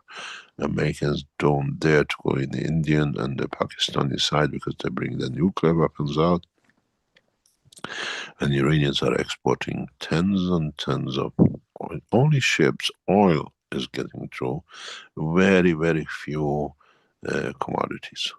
Very few, very few. Iran petroleum is still going through the same channel. They stick to the shores, and by law it's covered. It's the border of the nation. Your border doesn't sit on the shore. Your border sits a couple of kilometers offshore, and all the ships stick to this line. And Iran, last week 23 tankers went to India and everything else. So this will be very interesting to see how Americans come back humiliated, what they call begging pot. The only reason for this meeting, it was different before when it started, but now is Trump is begging for China not to stop, and when they take over Taiwan, let them have some chips, because their fish is run out. And more or less we got to wait and see. Iran will annihilate. There won't be a state called Bahrain. Bahrain, you have to understand, we had a very incompetent king, the Shah and his father. Extremely incompetent. During the Shah, we gave part of our nation away for no reason. We never understood. A lucrative part, a beautiful city north of Iran was given to Russians. A big district on the east of Iran was given to Afghans. Nobody understood. Bahrain was part of Iran, suddenly became independent nation. Nobody asked for it. And then we have the same in Shatt al-Arab. The Shah decided to give the rights to the Iraqis, which was Iran. And during the past 40 years of the present regime, we have not given a single centimeter out. Stayed loyal to Iran. So this has brought a lot of things. What you hear outside is not what inside. Hardship because of the SWIFT, yes, but don't forget in 1970, Iran was 32 million population, now is about 90 million population. It's tripled in 40 years. Nobody knows how, but they've been very active. They locked them, they can't go anywhere, they made children inside. And you don't see hungry children on the street. You don't see, we see a lot of Afghans begging on the streets in Iran. We don't see Iranians begging. We feed our nation, we look after our nation. So whatever you hear outside is not there. And secondly, with the new One Belt, One Road trains, Iran exporting most of its oil through land to China, doesn't need the waterways. And delivery at the moment is 11 to 14 days from China to Iran. and the rail track is busy. So what you hear in the news, what we see from our side is a nation claiming very British, they would say, fair courts and no knickers. This is the position of the Americans at the moment. And if they go to another 30-day of war, unless they use a nuclear warhead, America will have nothing to defend itself. Mexicans can just walk and conquer half of the Texas back again because they have nothing to defend on. America has lost over 15,000 dead soldiers. The data will come out. Estimate is 35, but 15,000 coffins are confirmed. 16 air bases most advanced with all Americans, no foreigners were allowed in, are wiped out. Nobody killed. What happened? They're angels, they go back home and they come back when the bomb is gone.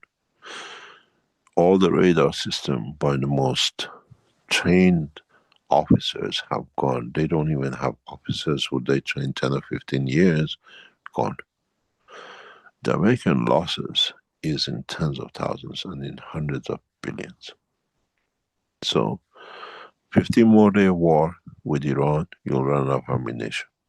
But it'll be annihilation of most probably the whole of Western Palestine.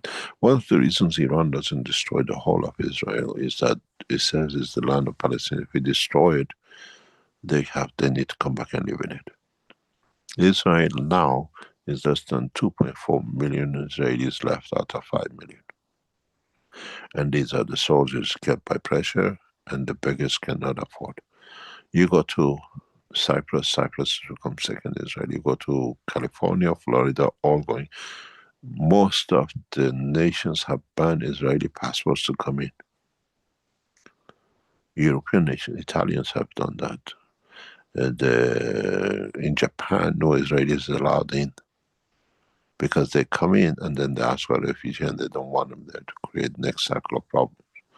South American countries have banned them. Asian countries are banning them. So a lot of I was talking to a diplomat, says if you go to supermarkets in Tel Aviv and you go to ones in Dubai, they're all the same. Nobody in it, hardly anybody in. The reality is different than what is there. But war starts, America won't last more than 15 days, but the losses will be heavy. There's one consideration that Dubai and the United Arab Emirates will become part of Saudi Arabia. Quite possible. UAE will not exist. That's 90% non-card. And Bahrain will go back to Iran. And there's a lot of other things with it. Don't forget Iran has parked all their air forces, which none left. All the Iranian fighters are parked in Afghanistan and in Pakistan on the border. Americans don't dare to touch. So we destroyed all the air force. They said they destroyed the Tehran Central Airport. Now it's working as 100 times more than 70 days ago. You hear a lot of propaganda, but Americans have achieved nothing except 30,000 dead. Don't forget when they give the bodies back or they bring people back to America, they tell the parents if they talk, there'll be this and that. But you ask how many bodies can come back. There's a report that there's more carriers are carrying bodies back to America than actually bringing things in.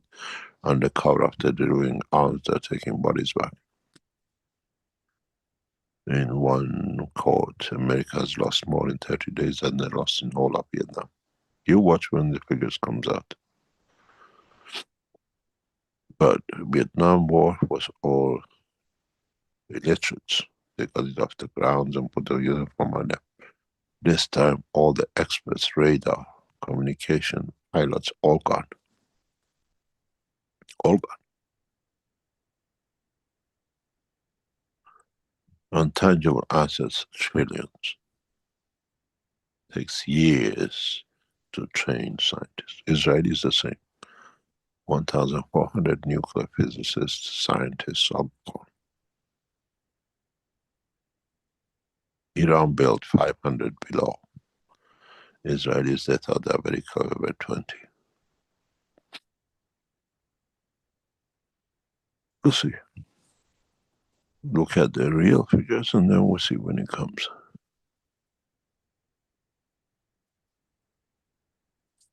Any other question? Thank you, Mr. Keshe. You're welcome.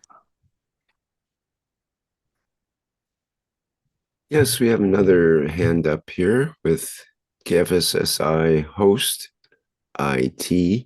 And I'm not quite sure who that is yet. So Chinese should be. Carry on. Yes. Hello.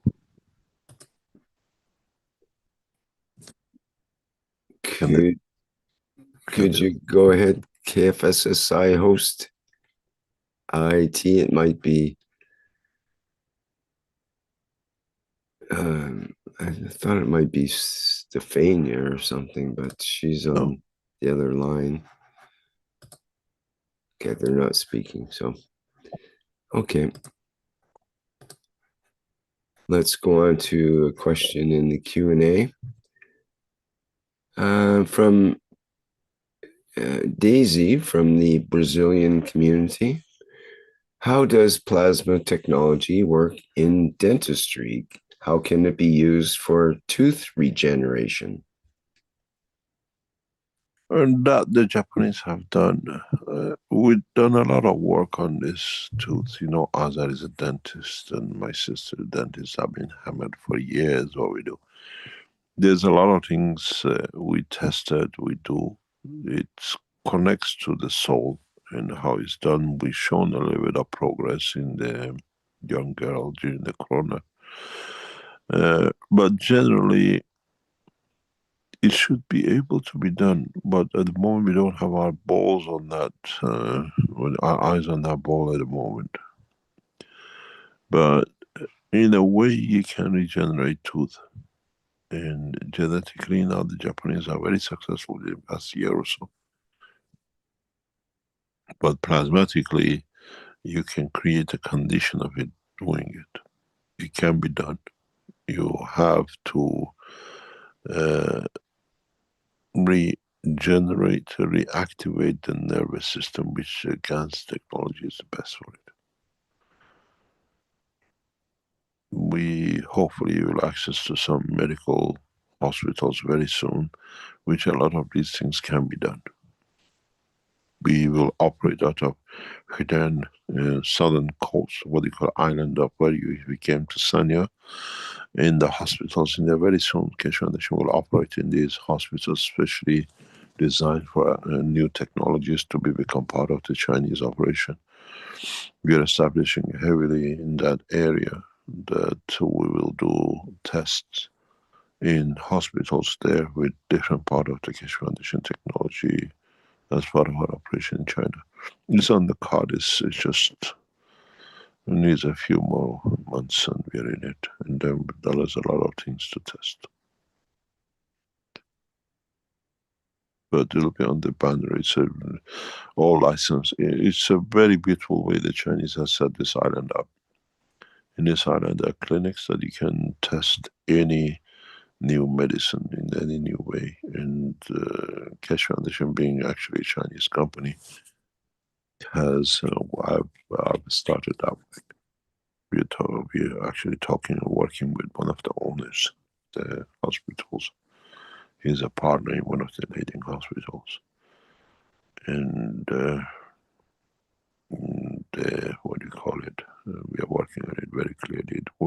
Dentistry, cancer, the eradication of the Alzheimer's through simple technologies is on the card, it's getting done. It's a strange how things come. This guy just happened to be my neighbor. We start talking and he said, all my facilities, I can give you everything in my hospitals. He just lives a few doors away from me. when I'm in Beijing. So we see. God brings things together. Any other question? Mr. Keshe, can you hear me? Yes. Good morning, Mr. Keshe. I'm Filippo from Italy. I have a question. How the cosmic ray balls can influence seeds? If I take some seeds and I let these seeds rest close the cosmic ray balls, how this Hi, tell us. can I? Something we haven't done. Yeah, I'm doing this, but I just wanna know if did you know anything more, or did you have already? We work in our agricultural research center. Is actually ongoing today. It was getting done yesterday. We are working on a new dimension, which is parts to cover cosmic ray technology. We'll have a data within a week. The team who's finishing their job is getting done, and it's very fundamental to see how the growth and how the other thing changes.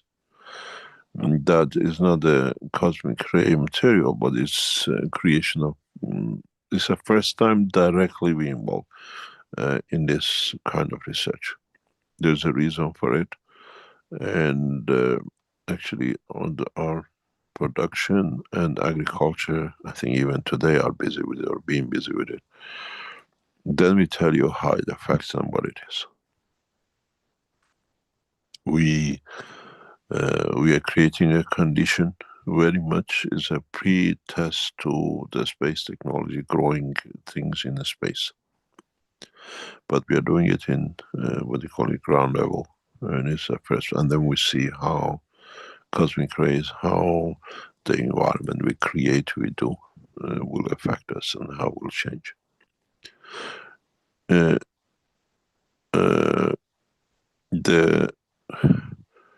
are a lot of knowledge that you have to understand deep before you get involved in these things.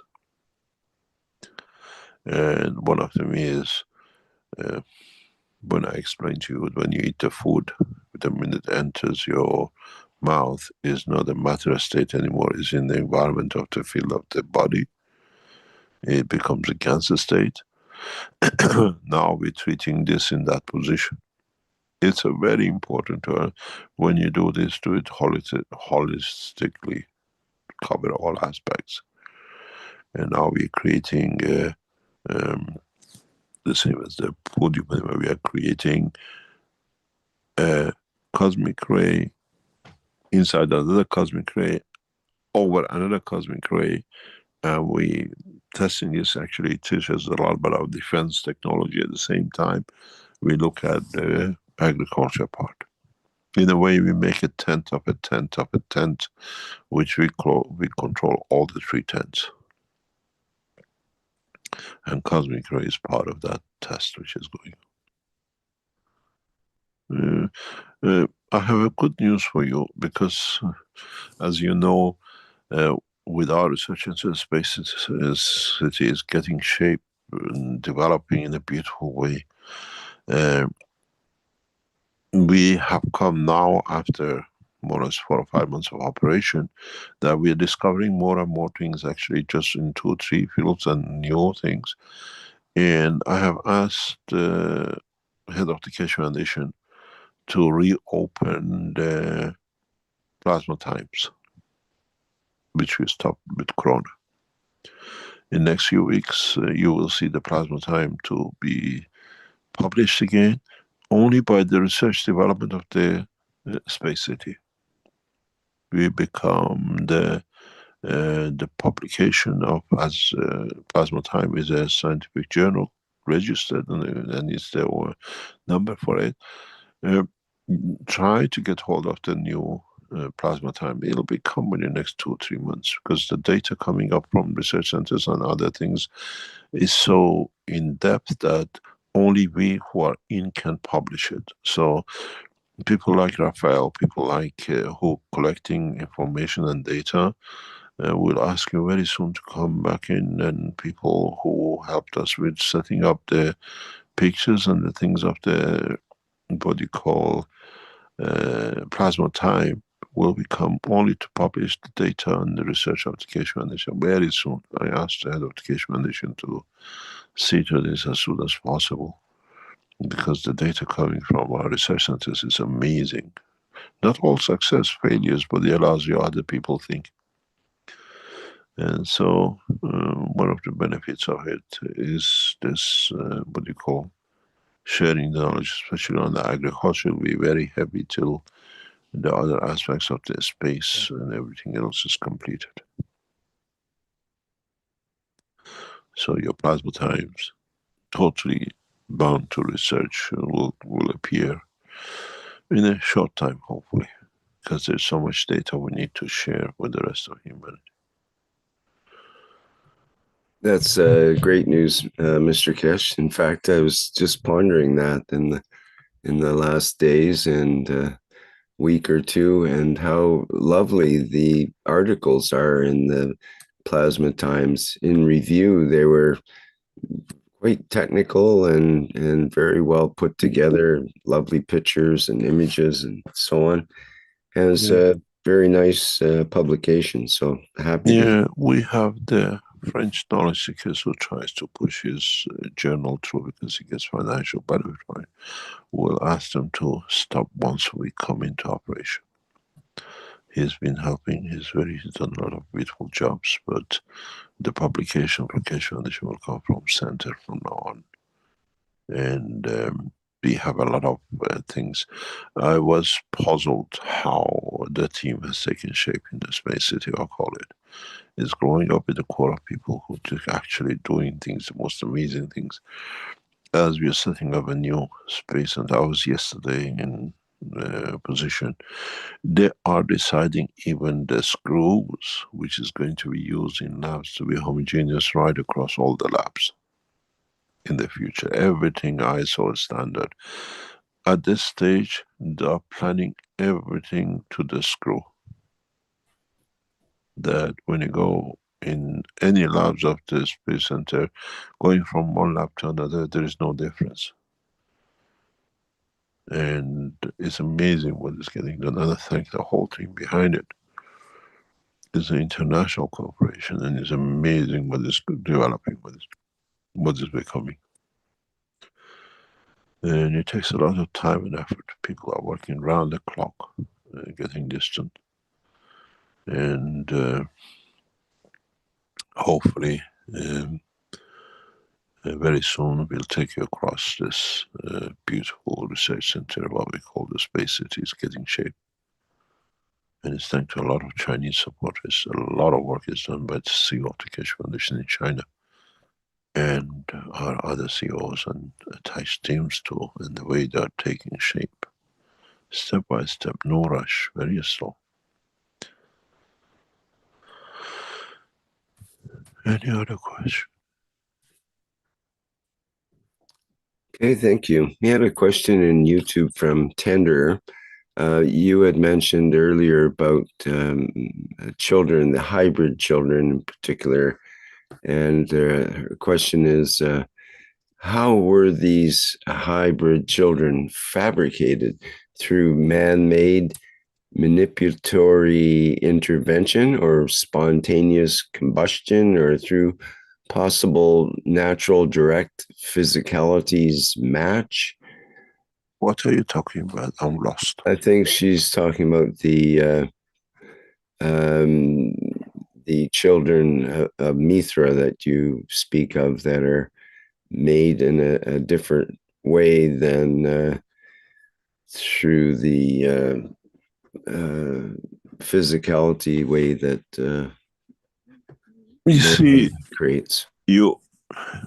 When you create a child of Mithra as a human, you will know the difference between a human child and a child of Mithra.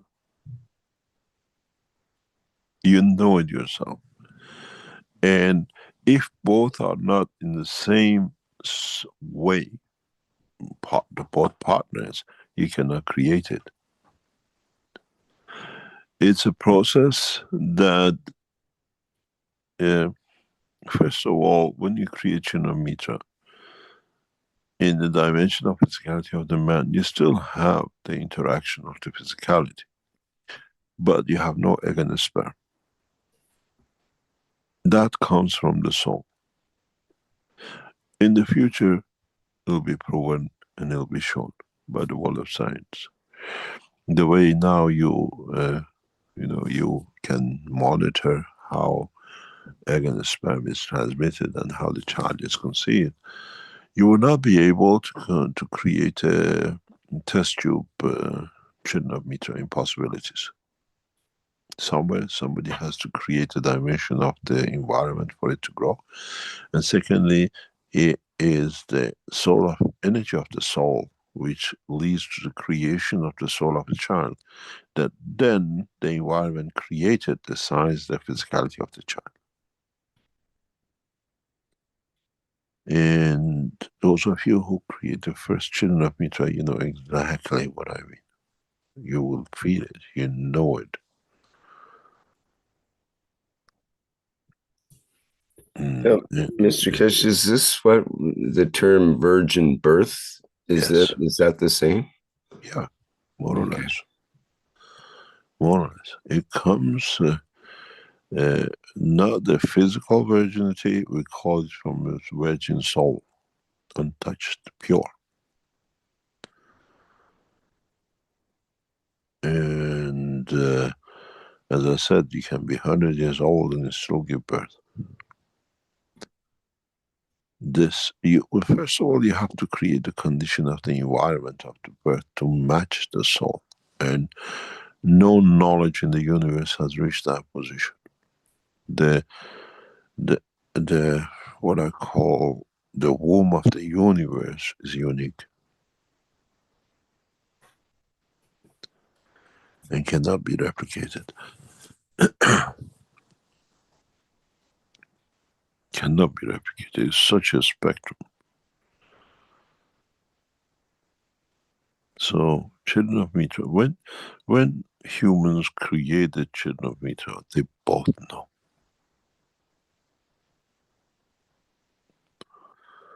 It has a process. In the future, I explain the process. And then it has understanding.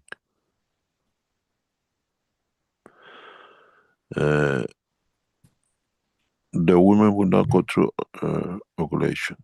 You don't produce any eggs for weeks and months before. Man will have no sperm, that the physicality doesn't get involved in it. You'll know it. And then has to be the connection of their souls. Then both souls have to agree the position of the womb. To you is fairy tale, but some of you will start experiencing. The more you become mature in the understanding of transmutation, the closer you come to it, you understand it. Doesn't count on age, doesn't count on position or position. And you will see the children of Mitra, they are like sun in anywhere they walk in. Their love, their joy is untouchable. But it has a lot of conditions to reach that point.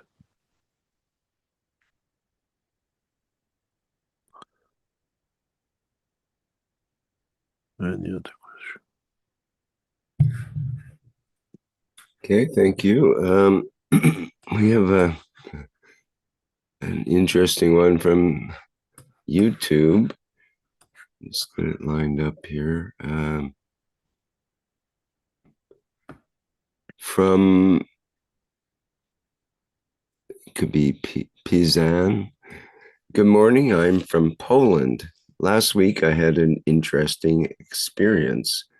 I built a plasma windmill with GANs and started it outdoors.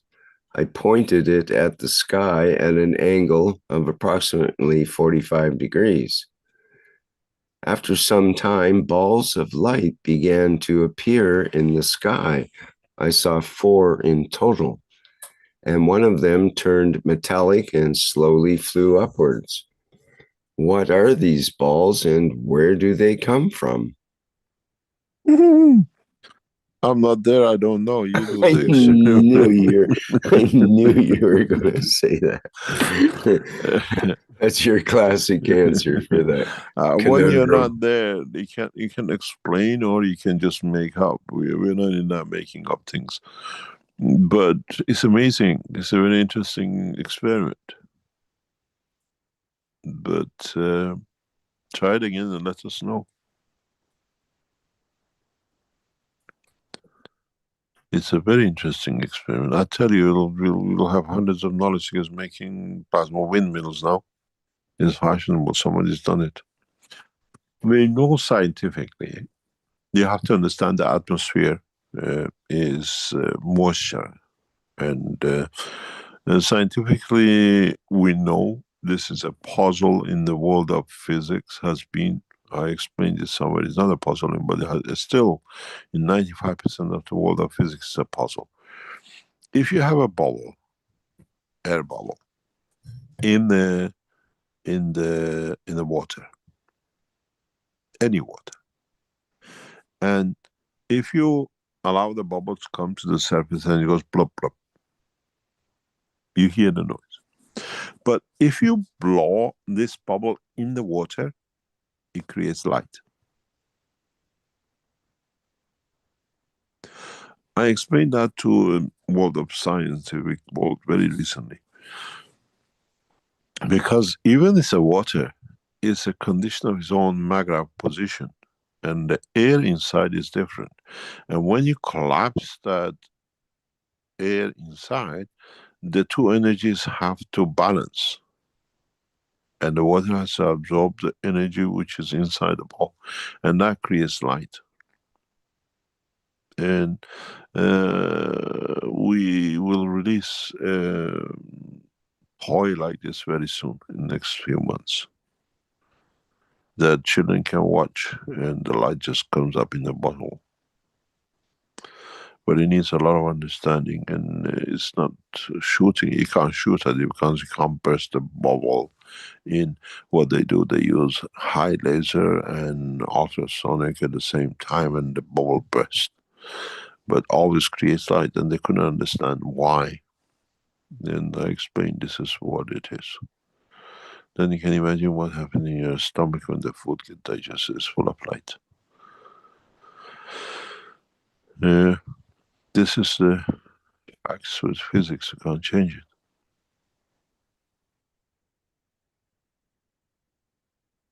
it. And your atmosphere has that moisture. You most probably create bubbles, create plasma. That plasma has to manifest itself. And if it's going up, it doesn't have the what co-inertia compared to it to come down. And if you get one of them come down, and if you can put a tissue paper or whatever, see what does it convert to.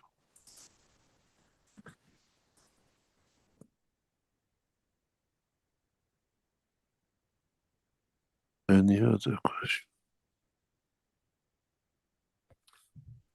Yes, we have another hand up here with Carl. Please go ahead, Carl.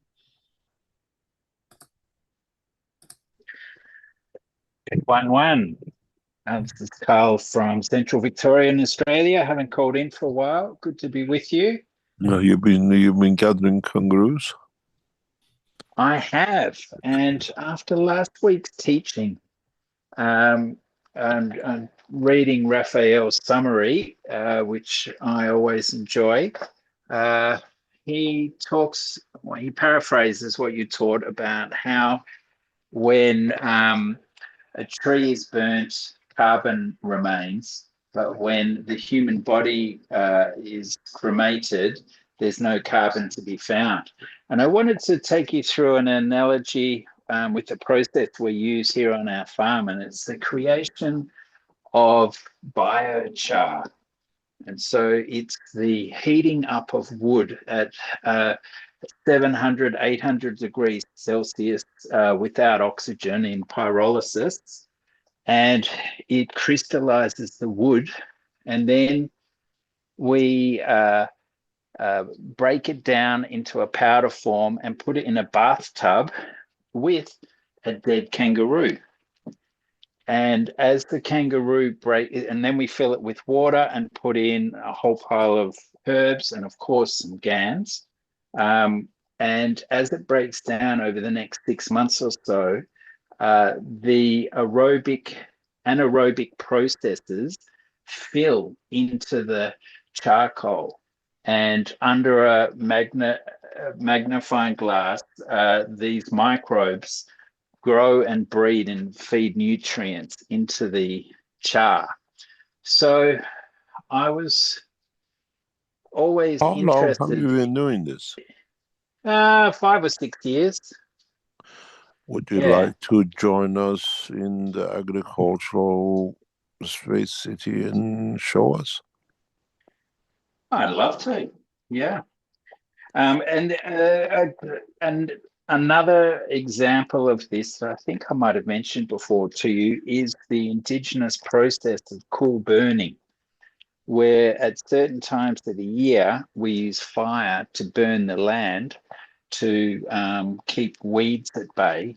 And of course, where this burn goes through, the grasses, the natural grasses come back really strongly and the growth is immense.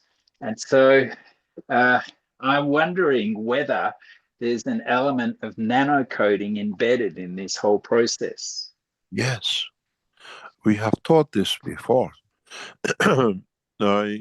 In our agricultural side, I have asked that none of the plants or whatever is pulled out of the ground is to be discarded, all to be changed into, burned into charcoal or into ash and spread back on the ground.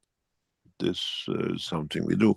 I tested this 20 years ago. And what you call the South American tribes lived in one of the most unfertile dead soil in South America, but they noticed where they were burning wood for a heat or whatever, and they're throwing the ash out. There were things growing on it. And now when Europeans went to South America, Bolivia and the rest, we see black soil, 1/2 meter, a meter deep. This is what they burned. They actually went out, got the woods, burned and put it on the land and became the cultivation. When you go to Africa, you see red soil.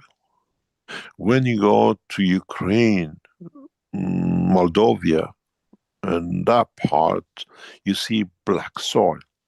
This is why Ukraine is a bedrock of food. When you burn the grass, now becomes nanomaterial. It absorbs energy from environment. It's a natural, what you do with the fertilizer, you give energy to plants. Is the most natural way to feed. This is why when the forest get fire, you see a bigger fire, forest, more mature forest. You're doing what is scientifically, you create nanomaterial and you feed it. When we used to have wooden, what do you call it, heaters, all the ashes were collected and put in the garden. I was teaching this to a farmer very recently in North Europe. I said, don't destroy your things, you create weed and everything. Even end of the season, the stems of tomatoes or whatever, just put it back in. I've asked the research centers, you discard roots of the lettuce or whatever, they have to be burned, they cannot be discarded. The process is getting set up for converting our waste products into actually fertilizer. It's part of our work here, and you are very correct. It does that. When you start talking about the charcoals and crystallization, I know exactly. I want you to come and teach our people what they have to do. Mm. Well, I love the sound of Space City, and I love the sound of plasma people coming together. I need a plasma pen pal who I can speak to every now and again to keep me focused and moving forward. I'm sure there are plenty of other people who live in. What are you talking about? Well, we listen to your talking, but I don't have someone I feel comfortable to speak to and can joke around and laugh about some of these things as I work in my lab all by myself. It would be nice to have someone to hang out with and talk with. And we used to have this thing back when I was growing up that you'd have a pen pal and you'd Oh, be able to and write someone.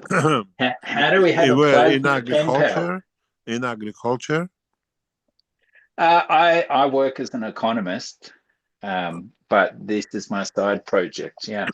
yeah. The Australians ones, you have Jim and some other people there, I presume you know. And agriculture you can find with Joel in France.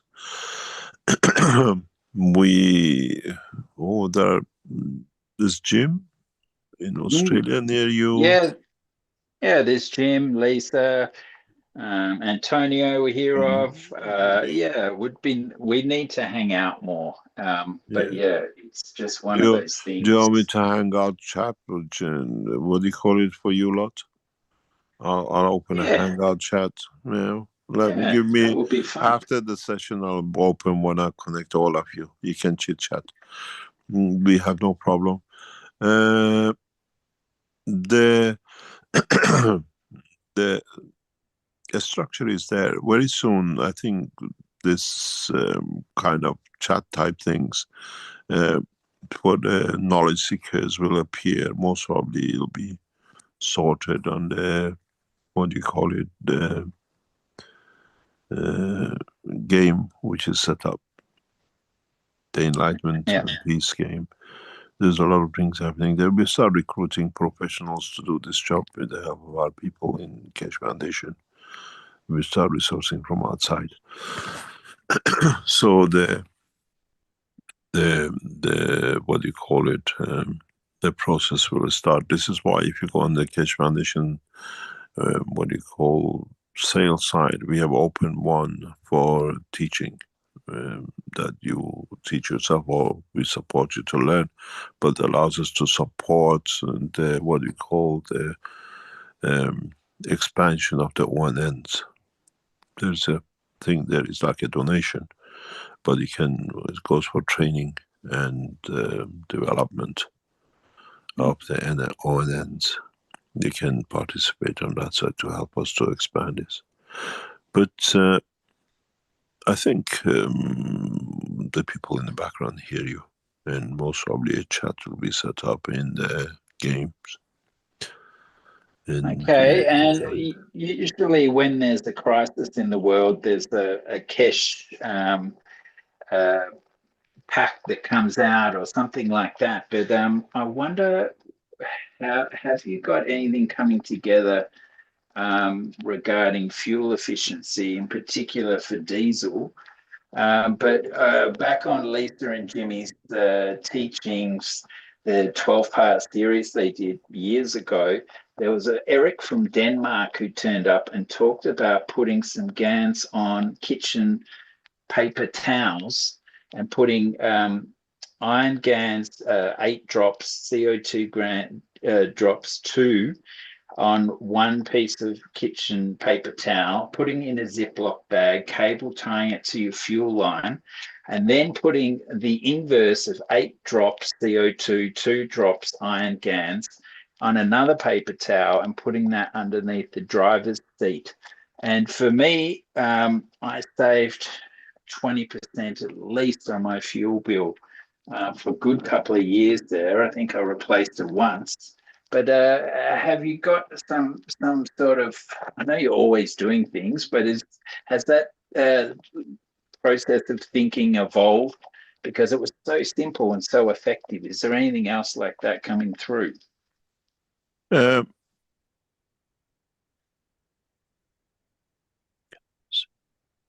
the moment, we are concentrating on our research center. We realized, our directors realized, we're spending a lot of money on electricity. And one of the knowledge seekers who is part of this work is actually, I think, has arrived today, that we will be testing, developing new energy system for our use. The electricity cost is colossal in some of the research centers, Space City. And as of this week, yes, we might release some of the technology. I was with some of the knowledge seekers recently and I explained how we changed the feature of magraphs. And we're going to test it, hopefully going to be tested very soon. Magraphs which become the power supply themselves without any connection. And we will test it in the next few weeks and we replace it. You have to understand there's a target in Keshe Foundation. 27, 28, we enter through the research center, maybe sooner, it just depends how we bring people in to do it. The introduction of the cars without engines, without battery. This is on the card. We were trying to show this in 2011. And very soon, with what we call, you will see cars without, it's just a shell.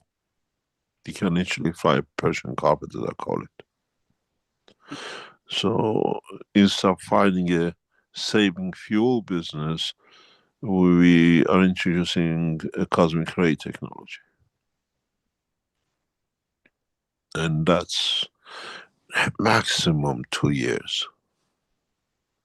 This will annihilate the present automotive industry and all the investments going into batteries and electric cars and the rest of it.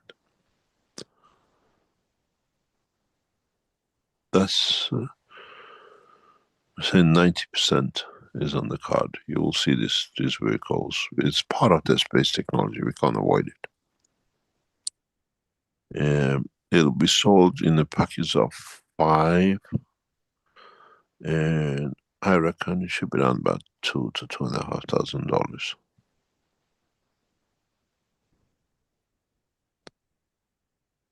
It's one of the what do you call it? It's part of the space lift and motion, part of the Keshe Foundation. It's just perfect in the art. It cannot be done, or it's not physical. It's there. It goes like on AI and the emotion. Without AI, we cannot run it. It needs immediate decision making, like what you see in the self-drive cars nowadays. We need a system at least 100 times more efficient.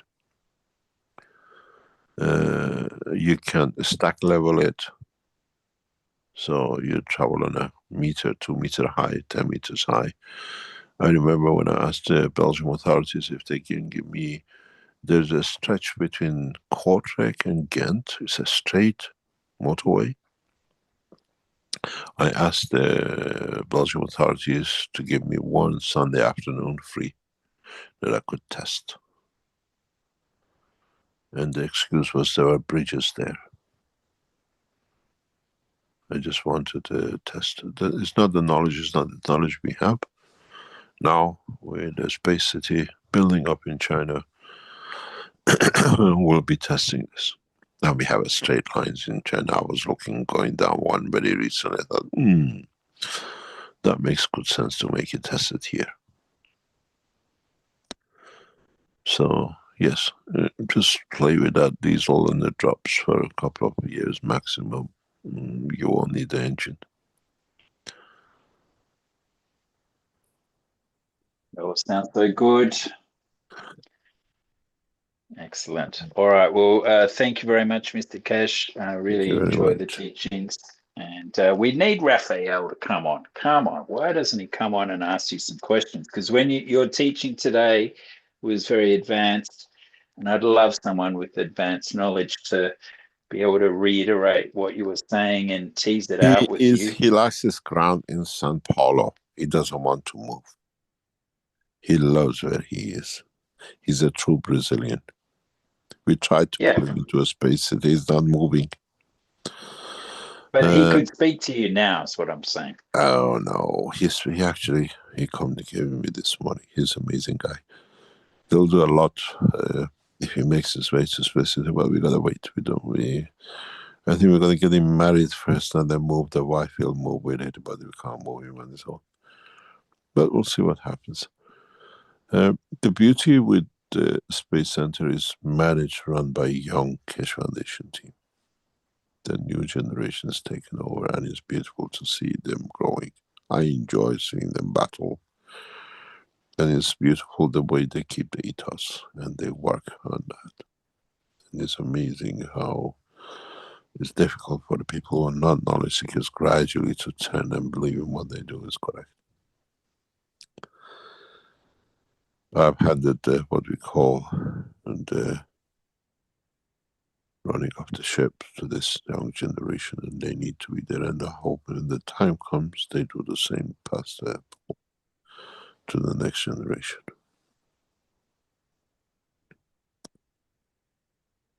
Any other question? Try to, if you like to show our team how you do it, and if we see in your charcoal business what you do and what it does, we are very interested. If he uses the gas technology, and I'm sure our team will invite you. They pay for your tickets and everything to go and have a couple of weeks of fun and teach. And absolutely. Let me know send me a detail of it. I'll send it to them to study it, and if something we can add to, join them for a couple of weeks, 2 or 3 weeks, and then you can go back. And if there is any commercial earning from it or commercial benefit from it, we set a spin-off for you.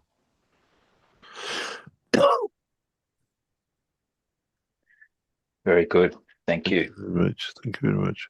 We learned from we brought the non-knowledge seekers who became a knowledge seekers, and he brought a vast knowledge in agriculture for us.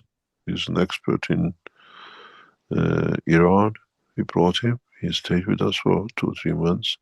He taught us a lot. He took the technology back, and he used our technology with the technology they have, and it's resulting in amazing things for us. We're learning a lot, and we added to the knowledge. And it's very strange. The people who come in touch with technology, even as an outsider, after seeing it and they see what they can do with a mixture of their technology, it just changes them. The beauty is that they carry the ethos of the foundation. Any other question? Okay, thank you. We have a question, a Q&A here from a Chinese name, which I can't figure out. How can those, it's about the game, Enlightenment game, how can those first generation players whose accounts have been banned participate in the game to discover vulnerabilities? How do you identify spies to stop them from creating more vulnerabilities and slowing down our progress? It's the job of the people setting the game up. That's their job. They're aware of the shortcomings, and they're aware of what happens. And I think what I call the AI part of this needs to be part of it. We have to develop an AI which actually monitors the AI and all the other things on it. It's amazing. I was in Chinese, one of the AI centers a couple of years ago. It's amazing how they invested in this thing. A city for 100,000 of people just working on AI. And now they moved into cosmic ray AIs in the past 2 or 3 weeks using our technology and the words we use. And the binary 0-1 is totally gone out of the game. We have to teach them how to control it because there's a control mechanism, how you control it. And most probably in the new research center will come with that very soon. We need a lot of support from knowledge, especially on purchasing this ONN to allow us to spread the technology to even the people who don't know.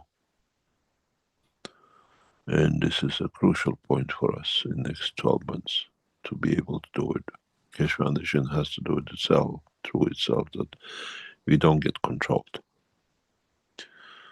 And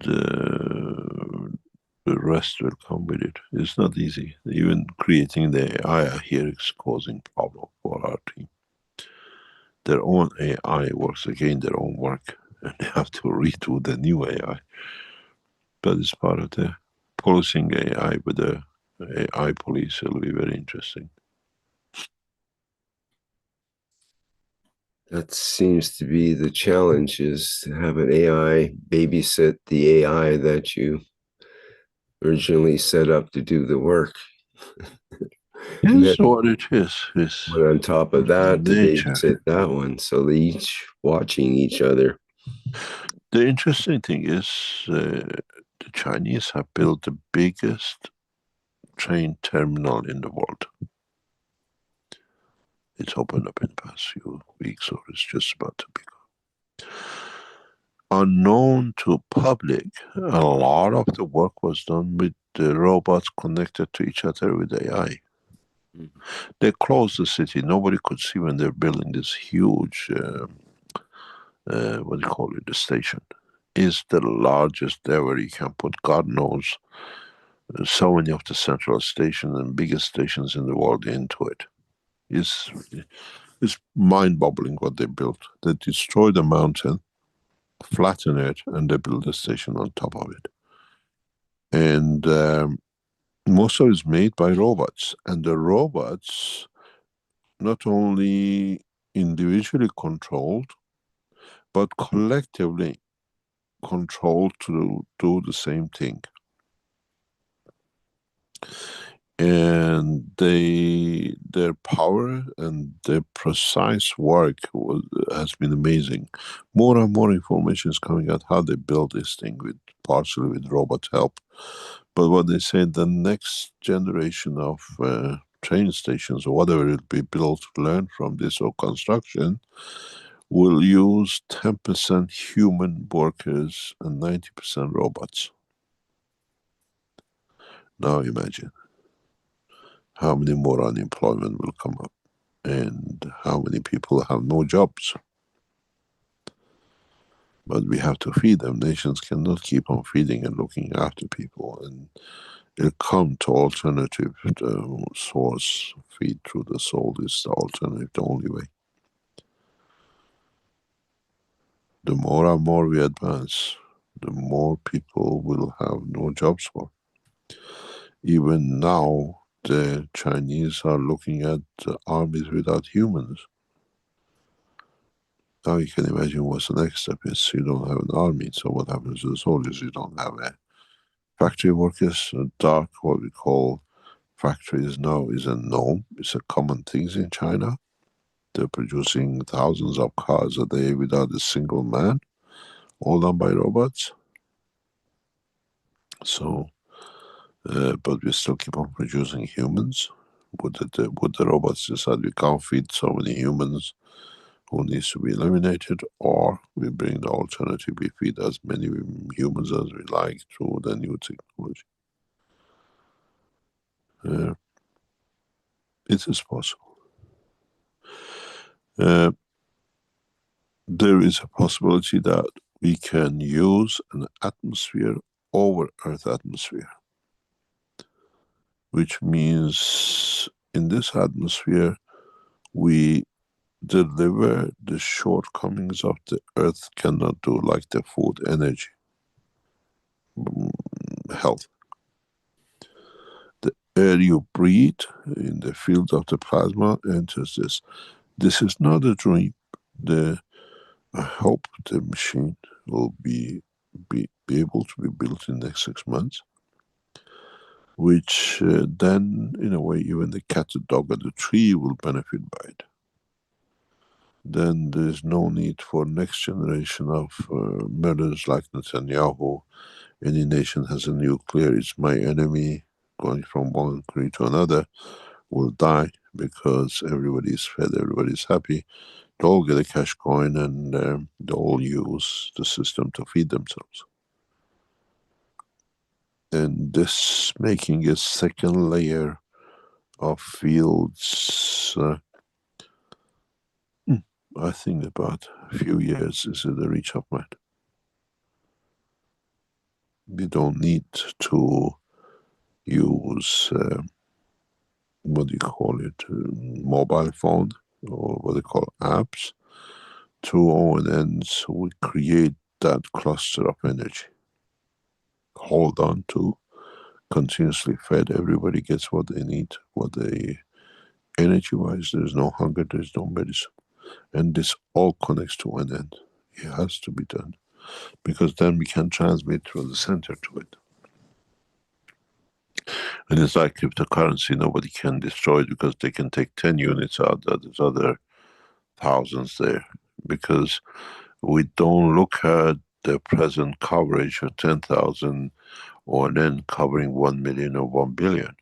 We work on this next step, which is a cosmic ray transmission, which the 10,000 will cover the whole humanity to feed the fish, the rest, because it creates that condition.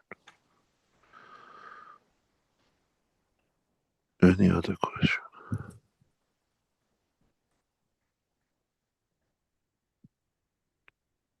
I will call it a day.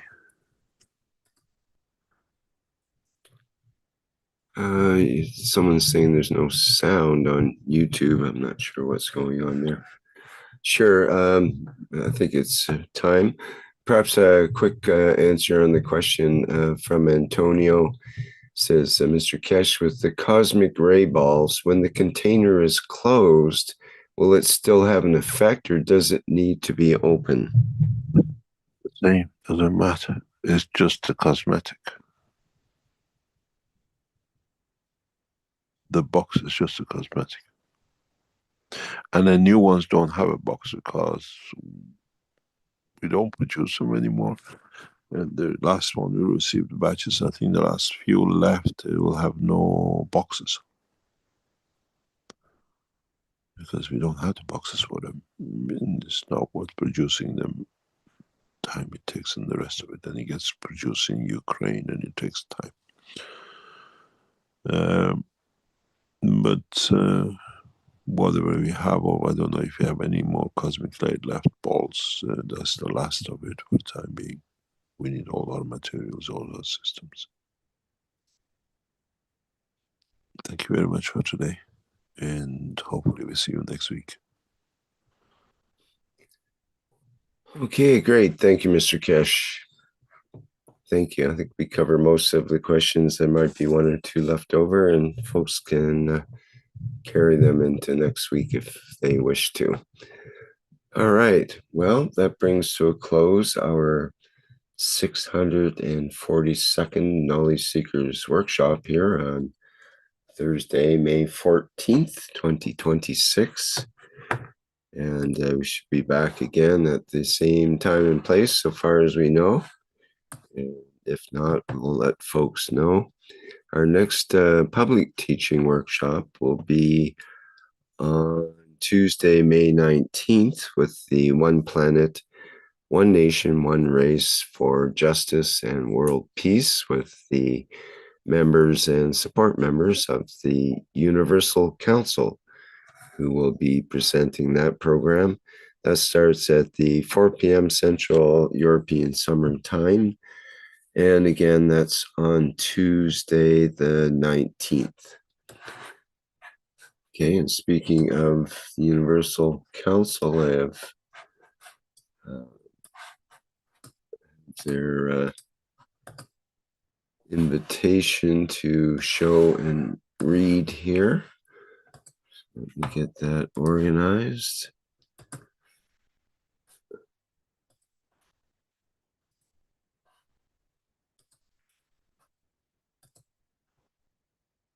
I think you can see that. I'll just read it. It's from Lissy from the Universal Council.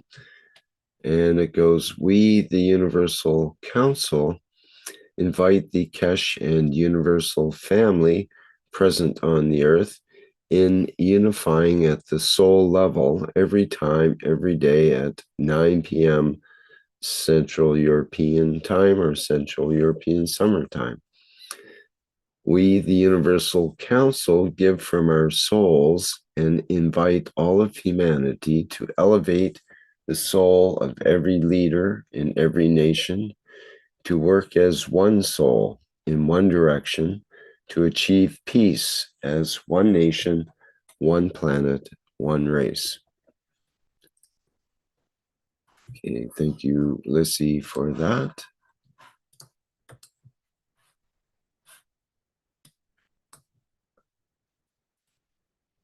And thank you, everybody, for being here and attending today's Knowledge Seekers Workshop. And of course, a big thank you to Mr. Keshe for making this knowledge possible and continuing these consecutive Knowledge Seekers workshops, continuous for the last 642 weeks. And so we thank him very much for his work in the world and his work beyond the world. All right, that's it for now, other than we'll go out in our usual manner with the Flight Enhancement Spaceship unit. And again, thank you everyone for being here.